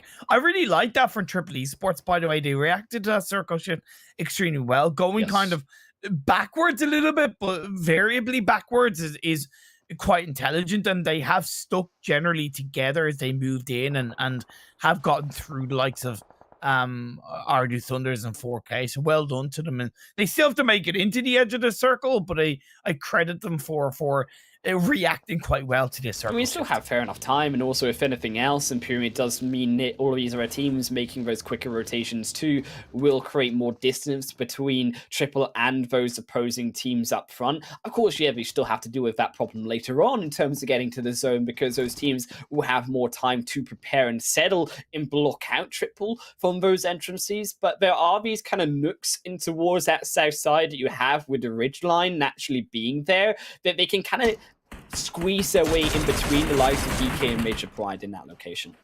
Nice by 4K, getting the pick onto YALLA Esports in the southern edge of the circle. They do have the high ground, but in its own right, it does expose more of their bodies overlooking YALLA Esports. Lath needs to join up and get a little bit of a back-end support towards his teammates onto the members of 4K as they move around to the vehicles or try and get the push on as we see the fight between Triple Esports and GEEKAY start to unfold. And GEEKAY stepping up as well versus YALLA, who YALLA have been inside this compound for the existence since phase 1, but now it's up to them to defend. It's Triple also overlooking GEEKAY, stepping up in their own position as phase 4 will centralize in onto that open expanse below the high hills of Picado and Monte Nuevo, but Triple still in pursuit will find Satan and will grab the elimination. He goes for a first stage, which is honestly the best idea. Confirming the elimination is quite important. Hope pushes in. He's gone onto the wrong side. He's going to have him stuck inside the corner. Not quite a headshot connecting, but Hope is going to help to get the pick off some pre-fire phase through. And why WZ3 shouldn't have won it. He did win the solo, but I gotta ask also, why in the blue blazing hell is Hope pushing on his own while his teammate is getting revived up? Such a pointless push. I feel like Hope needed to wait for that longer. Also, Uaz was waiting on that, but then went for the push as well, right? So they could have had a position. Triple were down, but now they've got 2 players up at least. Push still is down for now. And he go for the third. Don't go for the third. Do not go for it. GEEKAY looking for the nader at the top, but it will bounce off the rock throw, and that's a crucial miss for GEEKAY, who needed that knock. But Geif as well, gonna have to step back, almost gets themselves knocked in return. Ragnar now steps up to Result, misses, and none of the nades will land, but that one will, and that will send Triple packing. Woo! Great effort by Triple Esports. They came into the engagement in a bit of a disadvantage. They tried to carve their way in. They took advantage of a mistake by GEEKAY, but in the end, the prowess came through for Ragnar Gate, and they look to come out on top against Triple Esports. A lot of time has been wasted, however, as phase 4 did pop up and centralize quite nicely. You can see the replay of 4K going up against YALLA, and although it looked to go against YALLA, they eventually came out on top. And crucial for YALLA, because they've been 15th on the standings, or 16th actually, should I say, currently. It's Triple there, lying at 15th. So they need those points to get back. And surprisingly, YALLA, one of those teams that have struggled so much so far in the finals, Imperium. Like I said, the circle centering up on phase 4 creates a road divide between the high ground of the north, the form of that power grid hill, and the low ground of the south, where you have a couple of compounds but it's variably flat terrain with a couple of small dips involved. RTG have a fantastic 2-2 split, by the way, which they've held on to for the last circle or two in a great way. And although being on that low ground was a risk and you're kind of forced to stay locked down, in a 2-2 split is kind of the best of both worlds. So well done to RTG. And as much as these teams are, of course, very far apart and split, I actually think that NIGMA, you talked about getting that aggression in hand for themselves. Well, they got a high ground position here over Twisted Minds, over R8. Sure, yeah, SKYROCKET are behind them, but not for the meantime. And they have all of these juicy players, Imperium, in the open fields that are going to need to rotate potentially. It's all about where this next phase goes, because if it does go up north, NIGMA have an absolute field day when it comes to picking them off. The spread by NIGMA is incredibly valuable, but they got to make sure that they don't bite off more than they can chew, right? You know, have information, have angles of pressure, but make sure you are controlling one cohesive part of this circle. And as it does shift over to the west on this phase 5, they have Lord already anchored in, so it means Hamodi, Freak, and Roost should look to kind of join a little bit more cohesively in their own right and apply a bit of pressure on SKYROCKET. Hamodi did just get knocked there though at the end of the I don't know what happened though. I'm not sure what really happened. We didn't see it on the elimination Maybe he feeds. fell from a height. True. That would be a bit of an error vote, unfortunately, in terms of finals. Ralph is seemingly on his own solo mission versus the rest up north, but down south is NASR still trying their own hand versus the only one who, up to 6 eliminations so far, the only one do also need these points. Ali, he's the only one that's left alive. If he can get the push onto the only one, yes, possibly go for the revive, but time is running out within phase 5. You got to make a move.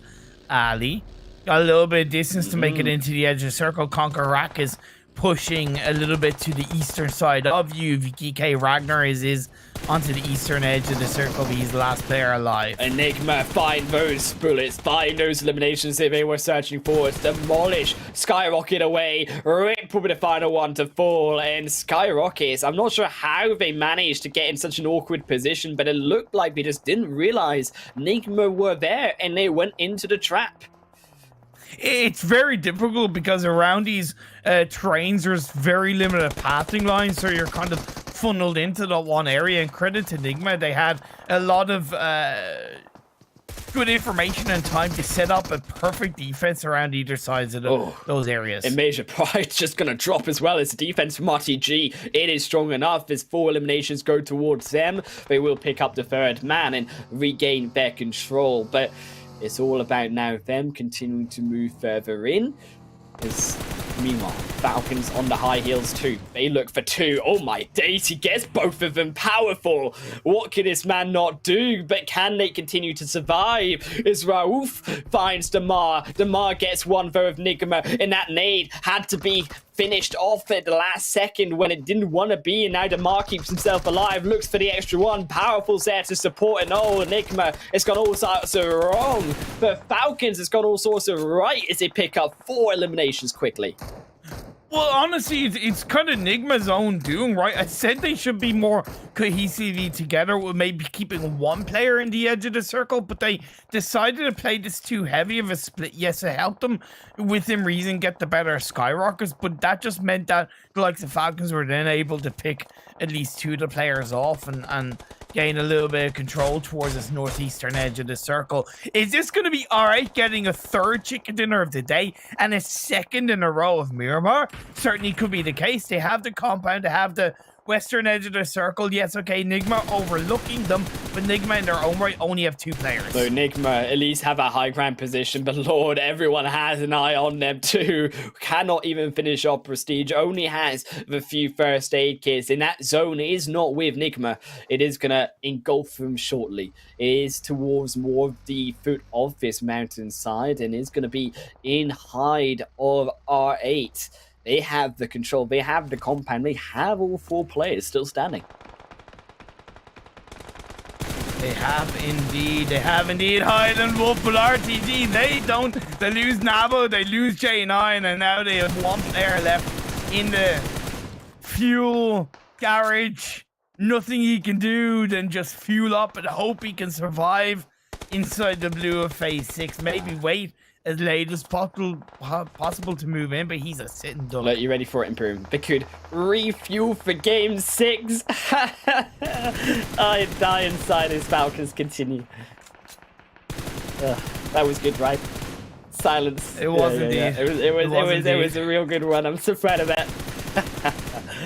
I'm good. And now, great play by NIGMA Galaxy, though. As the high ground gatekeepers of this circle, they have done generally a pretty good job as they're up to 6 eliminations. And as far as I know, even if they go out now, this will be their highest elimination game. So I do look at that as generally an improvement, considering how passive they've been in today's games so far as the defending champions. Lord, still high up, though. Still has the control over the rest of R8. Drops down, and that's a big drop. Oh, but Lord, he forgot to open the parachute, and R8 will pick it up. Just a confirm, if you're wondering, there is literally no No, parachute. there really wasn't. It really wasn't. It was sarcasm. Yeah, just in That was case. sarcasm. Yeah, I know. Just in case somebody took that seriously. Yeah, he just went for a Hail Mary fall down, and there's nothing he could do. Nothing the rest of NIGMA could do, and still a 5th place finish as we're down to 14. Should have bought a glider, Imperium. That's exactly what you're missing out. It was a true glider moment.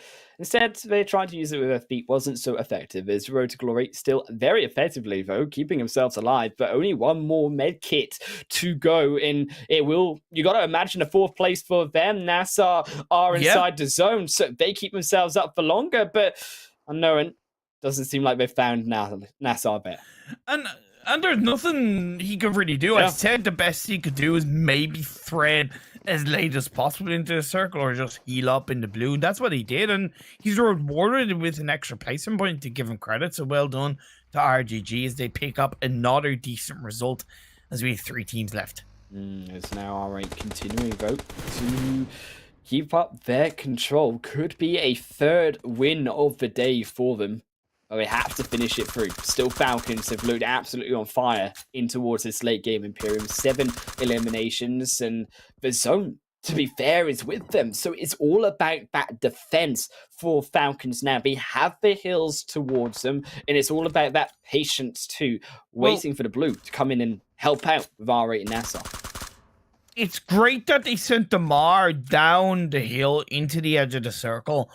2 factors to that. One, he needs to start to create some distractions towards R8 and give time to his teammates to move across. And secondly, I don't know if he knows that the final player in NASR Esports, Ali, is on the same side of the road as him. Look, and Ali's still to get in the road and into that zone too, so it is going to be a short stint that Ali has to make, and a very risky one. And that's why Falcons, as you say, need to keep up the pressure for Falcons to get across this zone is beginning to engulf them too. R8 slowly making their way through, have completely smoked up their front entrance as they are very evidently focused on Yusef. They take down Powerful. Yusef will fall as well, and there goes the backline for the rest of Falcons. And R8 may have just found a game position for themselves, but there, the next one onto the Bandar is DeMar. Found the long-range nade will at least slow down the efforts, but for how long? They need more than just one to be able to punish the rest of R8, but they're moving slow. That looks like it could be a juicy one as it goes wide. Barely misses out on the triple, and DeMar, with that, will taste his own medicine as R8 take themselves in onto the zone. Ali will take themselves to 2nd place, but can they get any more? Doesn't imagine so. Prestige won't even fall, and R8 take their 3rd game. Jesus, 3rd chicken dinner of the day. Pretty kind of unprecedented for day 1 of the finals. I don't think they've been, sorry to kind of speak on a little bit of a negative though, they certainly haven't been the most impressive team of the finals so far. However, you don't always have to be the most impressive team. You simply have to understand your surroundings, understand the circles, and play as a team and cohesively. R8 have played as the better team. They've been on point in terms of movement. They've been on point as far as rotations, and they've been rewarded with some very clean cut reactions and some clean cut control. And this is their 3rd chicken dinner of the day. One quick thing to point out, Hylamov, why was DeMar like 20 seconds late with those nades? Yeah, right. Why wasn't he throwing those nades when his 2 teammates are still alive? And that's the lack of coordination. Imperium, we will never know the answer to that unless we get the answers from them between today and tomorrow. But R8, regardless today, get that 2nd Miramar win for themselves. And I believe that was 2 Miramar victories for R8 today as well. Indeed. That is 2 Miramar chicken dinners in a row for day 1 of the final, so they can certainly be happy. And in this game, 9 eliminations, a pretty healthy balance to lead into their total eliminations. NASR picking up 17, gotta give props to them. NIGMA as well, picking up a bit of pace, as well as Road to Glory, without looking at what we've seen in the previous games. But I believe this is 3 pretty solid results in a row for Road to Glory, so they can certainly be a lot happier leading into the final game of today. And GEEKAY on track once again, picking up 8 points in that game. Yeah, however, you've got to admit that R8, that Falcons have been, it kind of feel almost on a different level here when it comes to the top of the standings, with both of those teams really showing up when it came to the consistency. I would argue more Yeah. R8. Falcons have had a game or two where they haven't looked as strong, but as we check out that Yeah. second page, these teams, for sure we know Imperium, have to be stronger. They have to indeed. Well, okay, look, Power Esports, I don't think it's a bad thing. Same with kind of Skyrockets. OOREDOO Thunders, that kind of cushion they had leading into this game will be massively whittled down, right? But they'll still be okay. It's kind of YALLA, right, that I'm looking at going still 2 points, right? They've had what in today's games alone, they've had a 0-pointer, 1-pointer. There was a 1-pointer. There was another 2-pointer. It was a 3-pointer, 1, 2, 3. 3-pointer, and then a 1-pointer, and then a 2-pointer. They haven't had more than 3 points in a single game today. Look, they have a lot to reevaluate coming into tomorrow. They'll know what's gone wrong more than me. I'm just here to point out that they've had an absolutely terrible day so far. Look, I mean, you know what isn't more yikes than YALLA? Well, it is more yikes my dad jokes from that last game. But we've got one more game to go, Imperium, and it's more action to be held in Sanhok. Next is we will take a short break.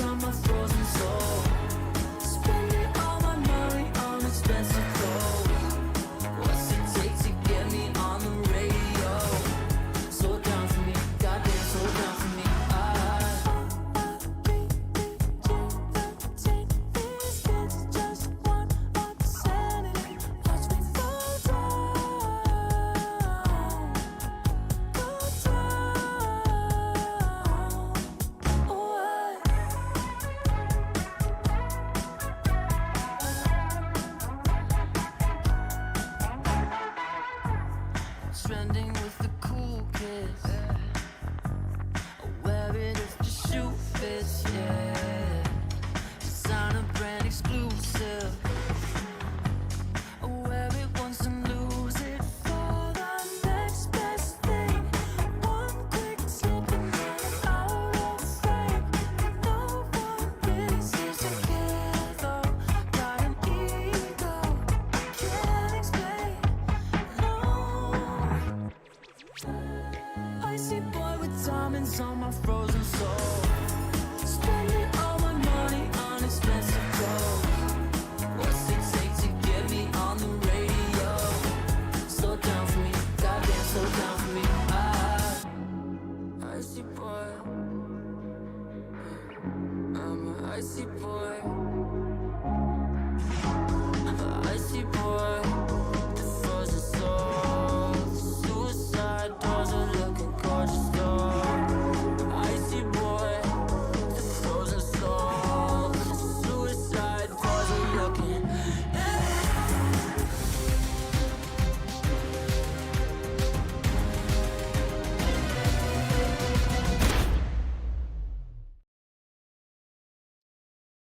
Welcome back to one more game of action here at the first day of the PMPL Arabia Finals. Myself, Hyden Wolf, and Imperium joining you through the final leg of today. And Imperium, it's been a very, very impactful day for some of these teams, but we'll have to get into that in a bit because Iraq football team, they come first when it comes to the excitement in game. And to show the respect to the Iraqi people, the first time we collaborate with the Iraq football team means that you can get in-game items since the H5 then launch on the 22nd of July. But don't forget to follow the community tournament on the Iraq football theme, which goes from the 19th all the way through to the 25th of July this month. Yeah, and you can see these teams are not looking to play the offside rule in the PMPL finals. You want to be on target. You want to be looking strike right in front of the goal. Arid had been a team to strike in front of goal in a big way, getting 3 chicken dinners out of the 5 games today. It's been a great start for them. It puts them into first place in the overall standings. A little bit of a spoiler for you guys as we move into the overall standings. Is still only 11 points between first and second as OOREDOO Thunders do drop out of that top spot. I tell you something, Imperium, I would not have thought that OOREDOO Thunders, if you had to give me a bet, would be one of these top teams coming in to the end of the day. I saw maybe Ari, I saw GEEKAY, I saw NIGMA being in that side, but OOREDOO, they're a surprise to me, but I'm here for it in that second position. But Falcons... Wait, are you more surprised at OOREDOO Thunders or are you more surprised at Road to Glory? Okay, that's true. Because RTG also having an impressive day today so far, right? Very, very impressive. And I kind of said about RTG that they had a fantastic Super Weekend 3, and I wasn't sure if that was kind of down to the teams around them that didn't really need to secure a lot of points, such as GEEKAY, kind of NIGMA, and RTG were able to take advantage of that. But credit where it's due, they've come into the finals. It hasn't been these sparkling, cohesively, amazingly strong team results, but they've stayed resilient. They stayed alive. They picked up a healthy balance of placements and eliminations. Look, top 5 position by the end of game 5. That's what you're looking for so far for RTG. And it's a lot, though, to be said for, I think, a few of these other teams. And keep in mind, it is with a pinch of salt that the second half of the page, they are really only one good game, Imperium, from getting into the top 5 as well. If they get a 30-pointer, some of these teams at the top don't perform in this next Sanhok game, suddenly, bang, they're in the top 5 as well. Yeah, exactly. It's just been, it's been about kind of a little bit of consistency for RTG. Unfortunately, the same can't be said for SKYROCKET Esports. 29, I think they scored 1 point in that game, if I'm not mistaken. So they need to get rid of that volatility coming into tomorrow's games, more importantly, and let's see if they can at least end on somewhat of a decent note. Oh, in Sanhok to end the day, such a volatile end to Imperium. I mean, yeah, to be fair, I mean, the green, he's got a green, he's in style. Might I just add, like, style is important. I mean, it's super underappreciated, honestly, but like, we don't talk about it enough, Imperium. What? Style is your own chicken dinner. He looks like the Green Goblin. No, don't say that, Imperium. He looks good, okay? Like, did I say that as a but criticism? Because the Green Goblin was I saying that? Because did you just assume? Oh my days. But did you just assume that I was associating his comparison to Green Goblin as a villainization? Yeah, I did. 100%. Wow.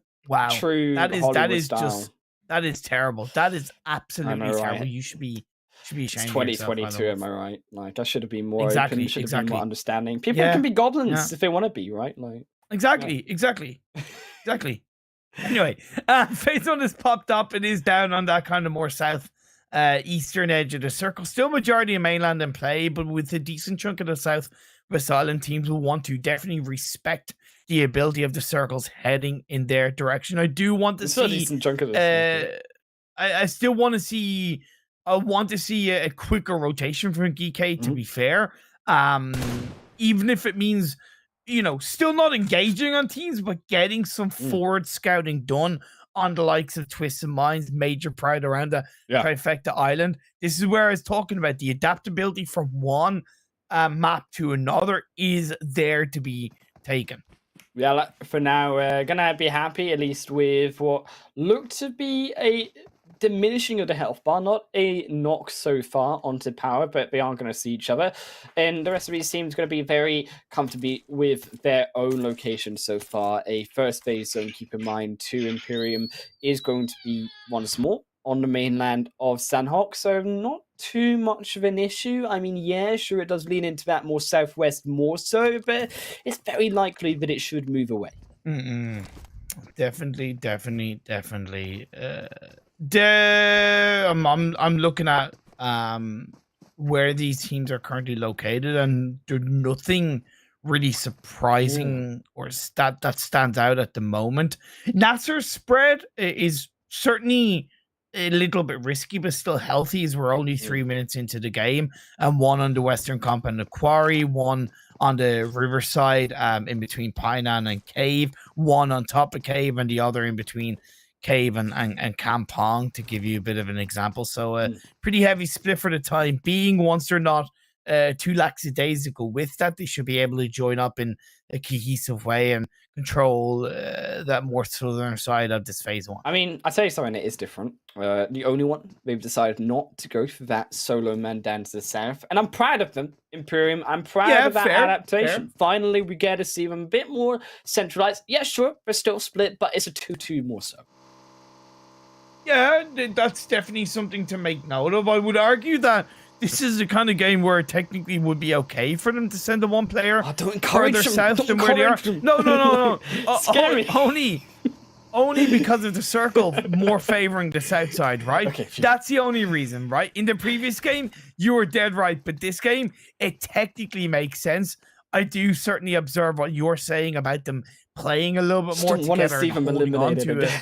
Yeah, it's just them holding on to a cleaner, more respectful 2-2 split. That certainly deserves to be highlighted. As well, keep in mind that more space, as you said too, the RTG, I mean, sure, they don't know it, but Conqueror as well are further apart. Naturally, this game as well have gone more for the south and more of that eastern side coastline for Conqueror Act 2, respectively. It is also to note that Twisted Minds have also maybe gone for a bit more of a Painan looting phase here for now. A little bit longer than what they have previously done. They tend to be a bit more quicker than this when it comes to getting a bit of a member out of the Painan phase and going more for the roaming. So a bit more close together, considering that is a southern phase leading towards them. That, as much as you're technically right with that, to me, they don't need to move away from Painan. And if anything, staying in Painan is arguably the best strategy for phase one. In the past, I would have said no, because teams and the meta and the kind of ability of teams were kind of more about locking teams around the Painan area, whereas how the meta has developed, just that Painan region has become a strong spot to lock down because teams are able to move out of it in a more effective way when you get later into the game. So Twisted Minds don't need to move out of Painan. If they want to play a little bit more forward thinking, they can send one up towards the hill, and that seems to be the case. It looks like Dami's making his way up that North Painan hill to get some early scouting towards NASR and Major Pride. And important to note as well, because all of those teams really on that kind of boot camp hillside. Also, the rest of Major Pride, Milky Way, has also done a similar strategy where instead of going towards that south boot camp hill, they have gone to more of a hill towards the trifecta where the crossroads meet. Again, getting that information right. Exactly. Certain circles are going to lead teams to magnet in a certain direction, right? And this phase on circle that is more towards the southeast means teams are going to look to control more of that west of Quarry area, the south of Boot Camp area, the north of Painan area. So kind of understanding that is a big, valuable part of getting the best of this final game of the day in Sanhok. GEEKAY is still yet to move out of the ruins split that they have locked down. SKYROCKETs have a 2-2 split between Camp Alpha and the eastern side of that Northwest Island. OOREDOO Thunders are still looting up Hating, by the way, which isn't necessarily a bad thing. And NIGMA Galaxy is still looting up Sammy, which is to be expected. Yeah, I mean, a lot of these teams still going to play on the outskirts. Naturally, there's still a lot more options. You can even, through phase 1, the blue zone is not going to take too much damage. Can make that rotation down the south. Is GEEKAY, maybe they have, as they've done their homework, expect GEEKAY to move further away from Ruins, and that space then opens up more so for that kind of southern rotation by OOREDOO Thunders. Similarly, I think also POWR should maybe make that rotation as we expect round Riverside, similarly coming down towards that boot camp area too. Also, I kind of just realized that I'm a bit of an idiot. Okay. Because I totally, and I knew there was something to this, but I didn't think too much about it. And I've just realized that there's another hot drop that got separated between the PMPL League Stage Super Weekends and the finals. That is Major Pride and Falcons. Remember, they would drop and fight each other in Kampong, whereas, Major Pride did move to that kind of trifecta split. I think 90th minute used to hold on to that 2-2 trifecta split. So with them not being in the finals, Major Pride recognized that area is open to take, and they took it. So well done, by the way, to Major Pride for changing up their drop spot similar to GEEKAY and moving away from Falcons. The only thing I would say that it does create a bit of danger of is the amount of loot that they do have, which I also like that they've used actually Milky Way as that extra anchor into that next trifecta of the roads connecting into the compound, so they're able to continue their looting phase there again. Yes, it should be a bit less. I believe a team have already been in that location earlier in this game, which was YALLA, if I'm not mistaken, so it won't be as effective. But again, the point still stands, right, of you are trying to get loot because you've only had the L compound, you've had 1-2 buildings maybe in Boot Camp Hill, but you don't have as much loot as maybe you do the information that you've got. Phase 2 is about to show up. SKYROCKETs have joined up as a full squad and made their way towards the trifecta compound. Phase 2 does go more heavily towards the west, so threatening around us, Southwest Island still being in play towards the mid portion of the game. Twisted Minds did commit towards the late stage of phase 1, and now the start of phase 2, all full squad on the north hill of Painan. You can still see they have 2 players looking down towards Painan, which is some great scouting ability, and then the rest of the team, 2 other players are looking towards the kind of northeast and the northwest of the Painan Hill. So they have all hands on deck, as they got to be aware that their hillside position is very, very powerful inside this phase 2. Do you know what would be interesting actually is like flooding in PUBG, like natural disasters. Like imagine, what the hell, man? Imagine this isn't SimCity 3000. Imagine, right? No, hear me out, okay? You're talking about these hills, and they become even more important because, like, suddenly, like, the entire low ground of Sanhok is just the floodplains. Like, that would be pretty cool. Maybe. No. Am I too mean? Is that too much? Man. No, I'm sorry, but that's just too. Was that too much? No. We could like have the volcano on the mountain. Just should I stop? Stop it. Okay. So, stop it.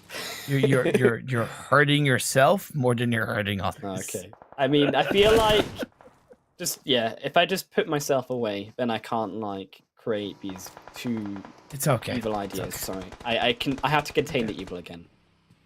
It's fine. It's fine.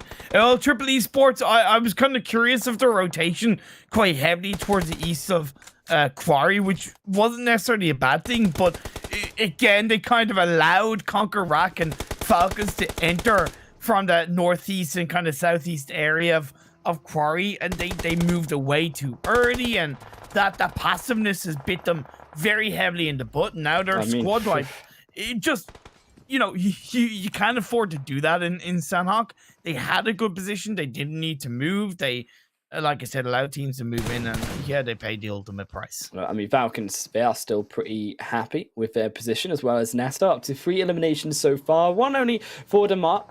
Majority of those eliminations did go through to NASR as a whole, so it's going to be bigger when it comes to the buffet of the fallen comrades of Triple. But Conqueror also looking over here. Falcons, they aren't quite done yet, but they have spied out Callaghan nevertheless, and Callaghan straight back indoors. Great split by Falcons, by the way. Incredibly strong split.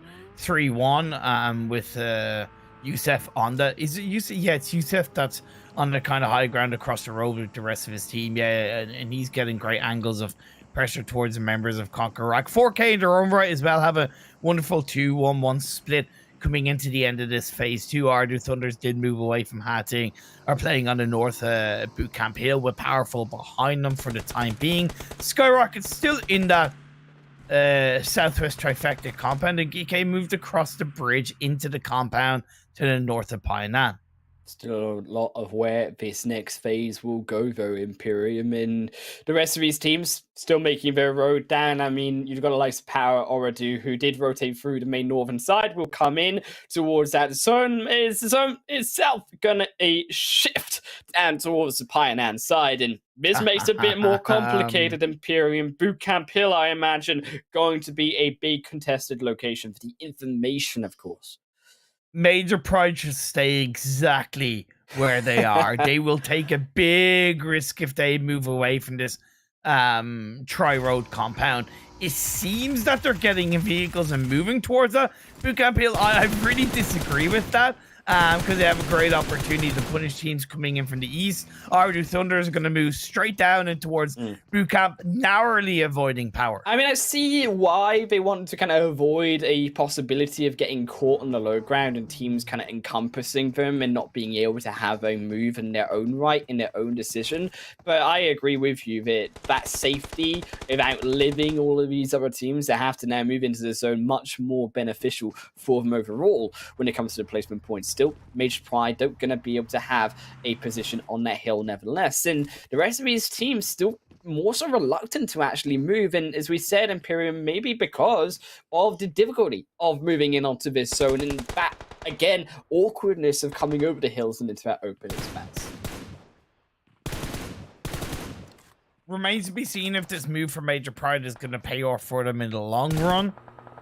Appreciate how quick they were at least to move in as YALLA and POWR getting close to each other. The full squad of POWR now joining up. Lath is on his own, looking to chuck at a Molly, trying to suppress the players of POWR coming in. Kate's on his own, gotta be careful. Chucks out a Molly, who was gonna get stabbed in behind by Katan. Great play by YALLA. And they've stopped that Molly from going in at a proper angle, so Lath as well keeps himself alive. Not even a trade. It's POWR as this is burning, and that defaults the fight that really POWR were looking for. And now YALLA, a reposition allowed by them. They find Aziz. Kitan isn't even going to go down. Finally, the extra bullets will find him. Dar will find a second, but it's just not enough. The YALLA members are too strong, and POWR will fall.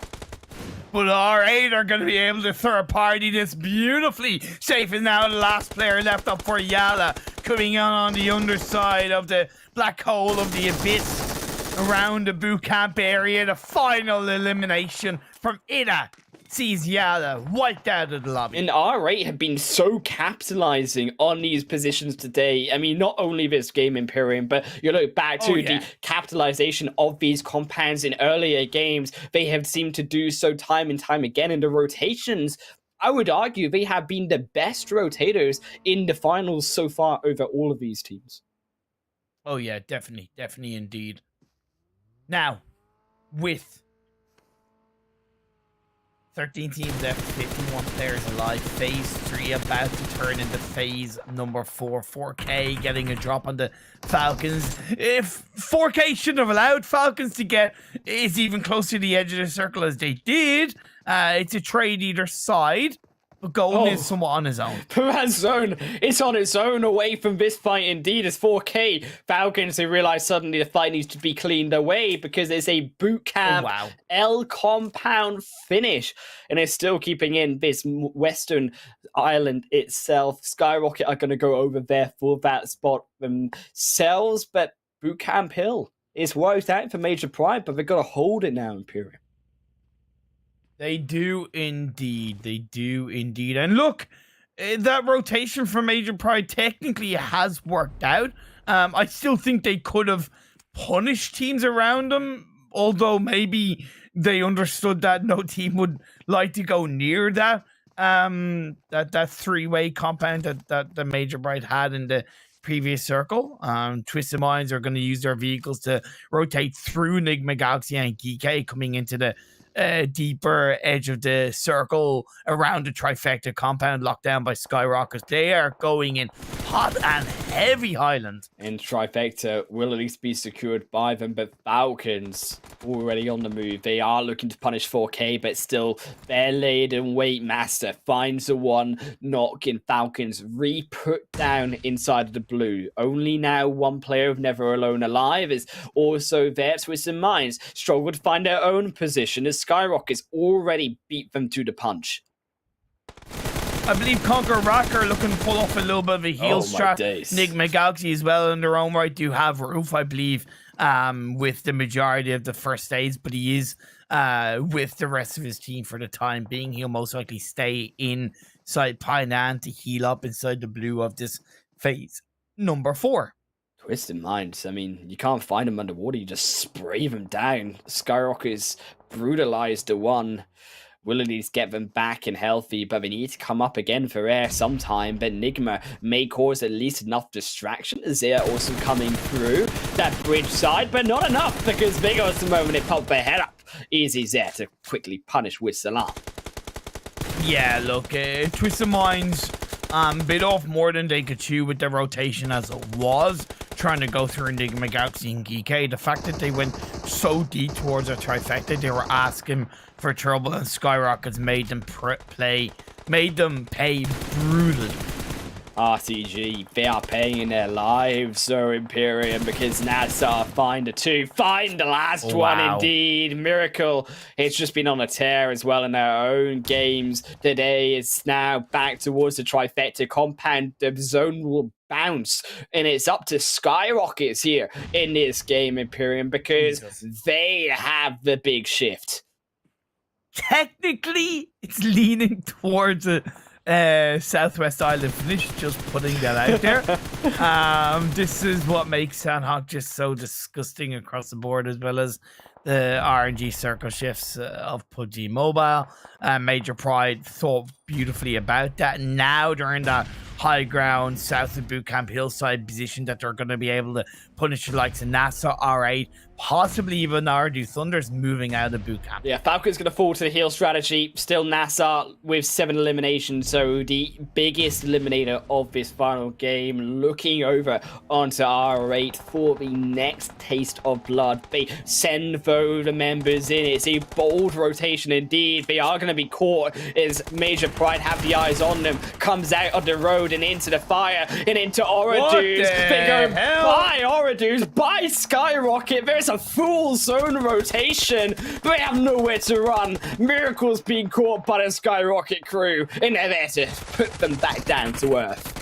Oh, Batika hadn't been spun out. He gets off the pre-fire. The rip comes through. Triple R's knock, but luckily, Triple R was able to get the knock before Rip got confirmed up. So NASR now down to just, I believe, one player in the form of Ali. There's nothing he could really do. Major Pride are gonna gatekeep him and get the final elimination onto NASR, and that's gonna be them eliminated. It was a wild play. They tried it. It didn't work out. 8 teams out. Well, I was here for it, bro. It was exciting. It was fast. And OOREDOO's, through that chaos, may have also been able to keep themselves alive from their own wild play. You saw them bypass them, and they are still alive in this game. But that nade onto GEEKAY by Major Pride. That's the one you put in the video later. This GEEKAY put down to 2. Put away by now the mess of Major Pride down the hill as they continue to hunt for Hope, who lays out their own nade. But can they find it over the top? No, me.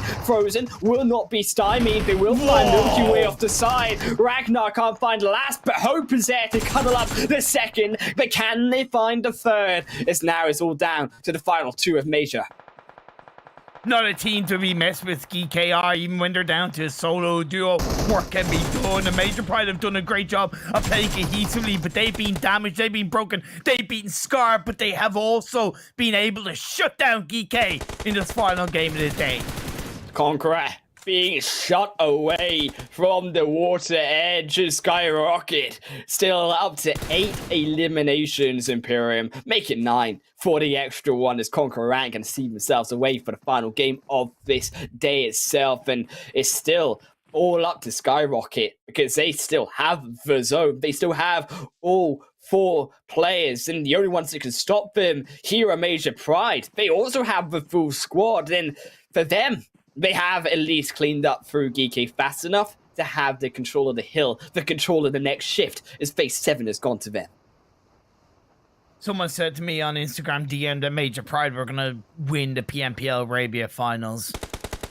They have the talent, they have the ability. Do they have it in their power to control these games? To end the final day on a chicken dinner will certainly put them in a more positive light leading into day 2. But coming down the hill of boot camp, it's incredibly difficult. Luckily for them, they do have the circle. But Nomi is already knocked. Alarm finds the initial beginnings. Major Pride taking shots from below. Keep in mind also NIGMA have eyes on the location of Major. They could, at the end of the first days, look for a crucial knock onto him from the side angle. Yen healing back up. Major Pride closing their position as SKYROCKET. They're the one beginning to push. Unfortunately for Major Pride, the revive has not come through. There's no retaliation. The opening has been created for SKYROCKET to push into the edge of the circle. This shouldn't have been allowed to happen, but Major Pride are now going to be able to retaliate. And look at NIGMA though, step up. We talked about the side angle. There comes the extra shot. Ralph will blast his way into the 3rd position, or 4 should I say, because SK Tun's still there, but in the fight is Yen all on their own. Major Pride have been executed from all different angles, and SKYROCKET are here for it. Yen trying their best to survive, but a nade will shut them away. 3rd position, R8 secured a 2nd, puts them only higher in the leaderboard. And SKYROCKET, as slow as a win this may be, it's a win on the books. Consistency personified for Ireland day 1 of the PMPL finals, and on the other end of the scale, you have SKYROCKET. I mentioned coming into this game that there's a bit of volatility. If they're able to clean it up coming into day 2 and day 3, they can massively skyrocket themselves into the top half of the standings. But ending today with a wonderful chicken dinner, a deserved chicken dinner, a 13 elimination point chicken dinner, is exactly the kind of confidence builder they can play into tomorrow's games. Look, I mean, SKYROCKET have also needed these points. They've also had these opportunities in Imperium, where today they have looked strong and stronger and stronger, and now closing it out in this chicken dinner, that's the win that they were looking for, the confidence that they are looking for going in also to tomorrow's games in Imperium, where that momentum really does count. Yeah, definitely. The momentum is certainly to be taken. It's a valuable thing. You don't take it for granted. Yeah, okay, it's going to be less than 24 hours before the start of day 2. But again, ending the evening, ending the day on a chicken dinner is so good for a player's mindset, right? And that is incredibly good for SKYROCKET. Well done to them in this final game. No, we check out the best oppo moments as well here in Imperium, and we get to see the glory of all of these games, of course, one of this last game, should I say, once more. And Imperium, to talk back at this last game as well, it looked like Major Pride would have had that victory as well, but it's these sneaky solo players, like sort of NIGMA, that I disagree. Coming in from behind. I disagree, because if you look at it, Nomi got knocked and thirsted first, and that was the opening for SKYROCKET to make it into the edge of the circle. Like I said, they should have not allowed SKYROCKET to make it into the edge of the circle. I'm sorry, but they shouldn't have. Yeah. I mean, I agree, but as we get to say, though, the Oppo video over here, but that's Oppo moments and a quick break before we show you the rest of the highlights.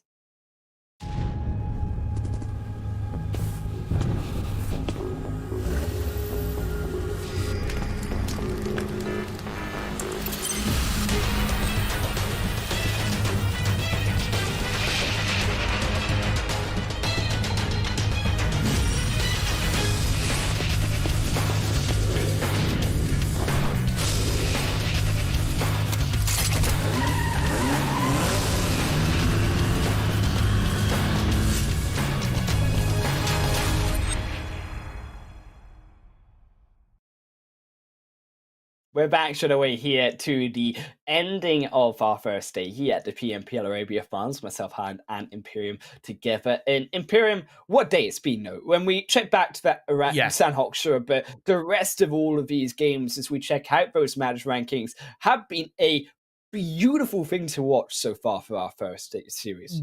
There's been a lot of standout moments for a number of these teams. Arguably, the most standout team has been R8 Esports. Maybe not in the exciting, sparkling department, but in the consistency department, in the closing out games department, in the showing their experience department. R8 have stepped up in a big way and ending that final game with 15 points as well. Like you said, that will only extend their lead at the top of the standings. I mean, they're going to need a warehouse for all these departments that you're listing here at Imperium at this rate. If it continues like it's day 2 and day 3, I mean, they better get investing. And they're investing with the points, but so too were Major and SKYROCKET in that last game. 28 points, of course, for SKYROCKET. And NIGMA also cleaning up with that sneaky final knock in that elimination through to secure themselves the 4th position, 9 in total for them.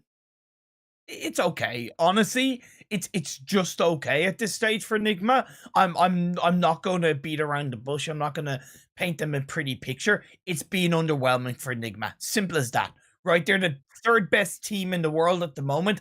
Right now, they're not playing like the 3rd best team. They know it. I know it. The audience probably knows it. They have the ability to play better, and I'm sure they will tomorrow. Look, I mean, they need to improve because they're also going to be playing up in the PMWI, remember, and Falcons, who that other team playing. Yeah, sure, they had a slightly off game here, but have been much more consistent when you look back towards the rest of today, and especially their Erangel games. But those teams who do need to continue that consistency to get on the board of it is the likes of YALLA. Yeah, sure, we pick up 4 points here, Imperium, but they're still at the bottom of that leaderboard. It's been a consistent day for YALLA. It's consistently the wrong day, right? And look, that's harsh, and I know it sounds harsh, but it's said out of love. Everything that I say critically, whether it's about NIGMA, whether it's about YALLA, whether it's about anybody or any team, it's always done out of kind of love and knowing that they're capable of more. YALLA are always capable of so much more. But what did I say about the coming into the PMPL, Highland Wolf? You don't know what kind of YALLA you're going to get from day to day, from tournament to tournament. Some days you're going to get the best YALLA team in the tournament. Sometimes you're going to get the worst YALLA team in the tournament. And I know it's easy to say, but it's so volatile with this team as you take a look at the overall standings. All right, though. They have been anything but volatile. 88 points, almost reaching the century mark for them. And as I say, the best team with the rotations out today is by far, but also OOREDOO. They have also been a pleasant surprise, as I said, for at least myself, Imperium, getting to that 2nd position and very comfortably alongside Falcons, even could argue GEEKAY here, contesting R8 if they can have one good game over them. R8 have scored an average of 14.6 points per game. That's disgusting, just about a chicken dinner per game.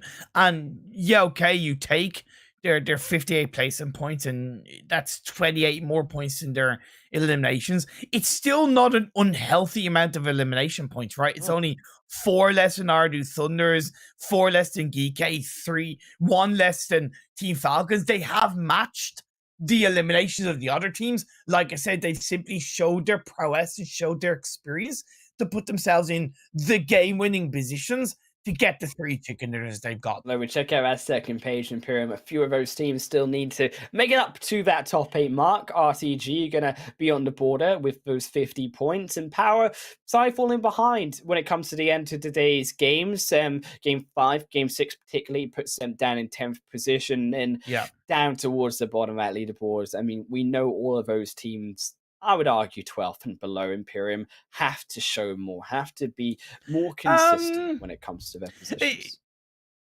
Definitely, you could, from 11th and below, need to show more from a performance standpoint.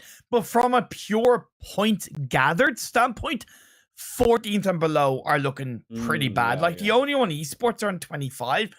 That's kind of not really that far off. You know, 4K, CONQUEROR, POWR, and okay, then there's a little bit of a jump up to Road to Glory, but when they technically get to Road to Glory, they're in the same path on as NASR, who are an 8th, Major, who are an 8th. Remember, Yes. 7th, 8th, and 9th are on the same points at the end of day one. That's true. We don't know. We don't know how many regional final placements are up for grabs. We can speculate that it's 10. We'll look to confirm it, but that is something that is very possible for the likes of the only one from a points gather perspective, at least for the time being. Whereas Twisted Minds, YALLA, and more importantly, Triple Esports 16, 11, and 8. That is pretty poor in day one of the finals. Yeah, the more worrying thing is that even if they come out with a chicken dinner tomorrow, Imperium, 30-pointer looks good. They're still not even at the point of RTG in that 9th position with 50. Yes. So they need to consistently do well now coming into the second day and have these big games time and time again if they want to catch up to these runaway teams that really are taking it up to the top of the leaderboard. Yeah, definitely. That's a really good point you make. I would love to see them start the day, whether it's YALLA, Twisted Minds, or Triple Esports, with a banger result, whether it's 30 points, whether it's even kind of 25, 24, 22. Great. It's up to them to do it. It's in their own destiny. They have the ability. They all have the talent. They just need to VOD review. The IGL really needs to get the team together and put them in the right mindset coming into tomorrow's games, and then just play every single game as if it's their own. 6 more games tomorrow. It's up to them. Look, I mean, they know what they have to do. You know what you have to do, though, is to get down below and get your own success with the Oppo phone right down there with the upgrade performance and upgraded funds. Celebrate your winning spirit with the brand new Oppo Reno 7 Pro 5G, the designated smartphones for PUBG Mobile Middle East and Africa Esports 2022. If you also want to get your own energy up in game, what better way than, of course, the Monster Energy Drink, the official energy drinks partner of the tournament. Imperium, it has been an absolute banger of a first day. If the second day is going to be anything like this with yourself and Monica at the desk, I'm going to be a jealous man indeed, because I'm missing that. Hey, look, I'm looking forward to. We've seen R8 set up the standard for how to close out games in today's games. We've seen OOREDOO Thunder sparkle in a big way. SKYROCKETs have been volatile but still powerful in their own right. NIGMA, they may still be technically up there, but they're certainly underperforming. And they've got still a long way to go alongside the rest of our teams, Imperium. And it's going to be, as we said, the same maps played from Erangel through all the way to Sanhok at the end of tomorrow. Same through on Saturday. Going to be the same time on the same channels, of course, and make sure you use the hashtag PMPL Arabia to get on board your own favorite teams, Imperium, too. I mean, I hope you're going to do it. I hope you are putting Imperium. Well, I don't have a favorite team. But I don't have a favorite just team. tag every single one. 16. Okay. Good. Jesus. Tag all 16 teams. That's 12 out of 10 impression farming. But yeah, look, definitely, let everybody know who you're supporting. Let the team who you are supporting know that you're supporting them, especially if they've had a bad day. It's so important that you help pick a team up, because you'd be surprised how big of a difference it makes. Hell, you look at traditional esports such as football, right? Oh, yeah. When Iraq are playing home international games, guarantee you they will more likely play better because they have the support of the fans behind them and around them than if they're playing a team away, right? So that's something that as a fan of any of these teams in the finals, message them, tag them, use the hashtag PMPL Arabia, and let them know that you have their back coming into day 2 and day 3 of the finals. Look, I mean, as we say, it's going to be an epic second day. It's going to be an epic third day of the tournament. And keep in mind, still that $10,000 to grab Imperium for that first place, as well as those crucial MEA championship spots. And also, keep in mind, the PMGC Imperium, all of those points and terms, right? And getting through to the MEA championship, getting to the long haul at the end of the year, it comes one step at a time. MEA Championship is up first. Yeah, of course. There's a lot up for grabs. Some is known, some is unknown. It's just up to teams to create as much of a destiny as they can coming into the end of the finals. I'm very, very excited. Very exciting indeed. It'll be same time, same place. Yourself and Monica on the desk, as we said, tomorrow. We'll see you guys then. Don't go anywhere.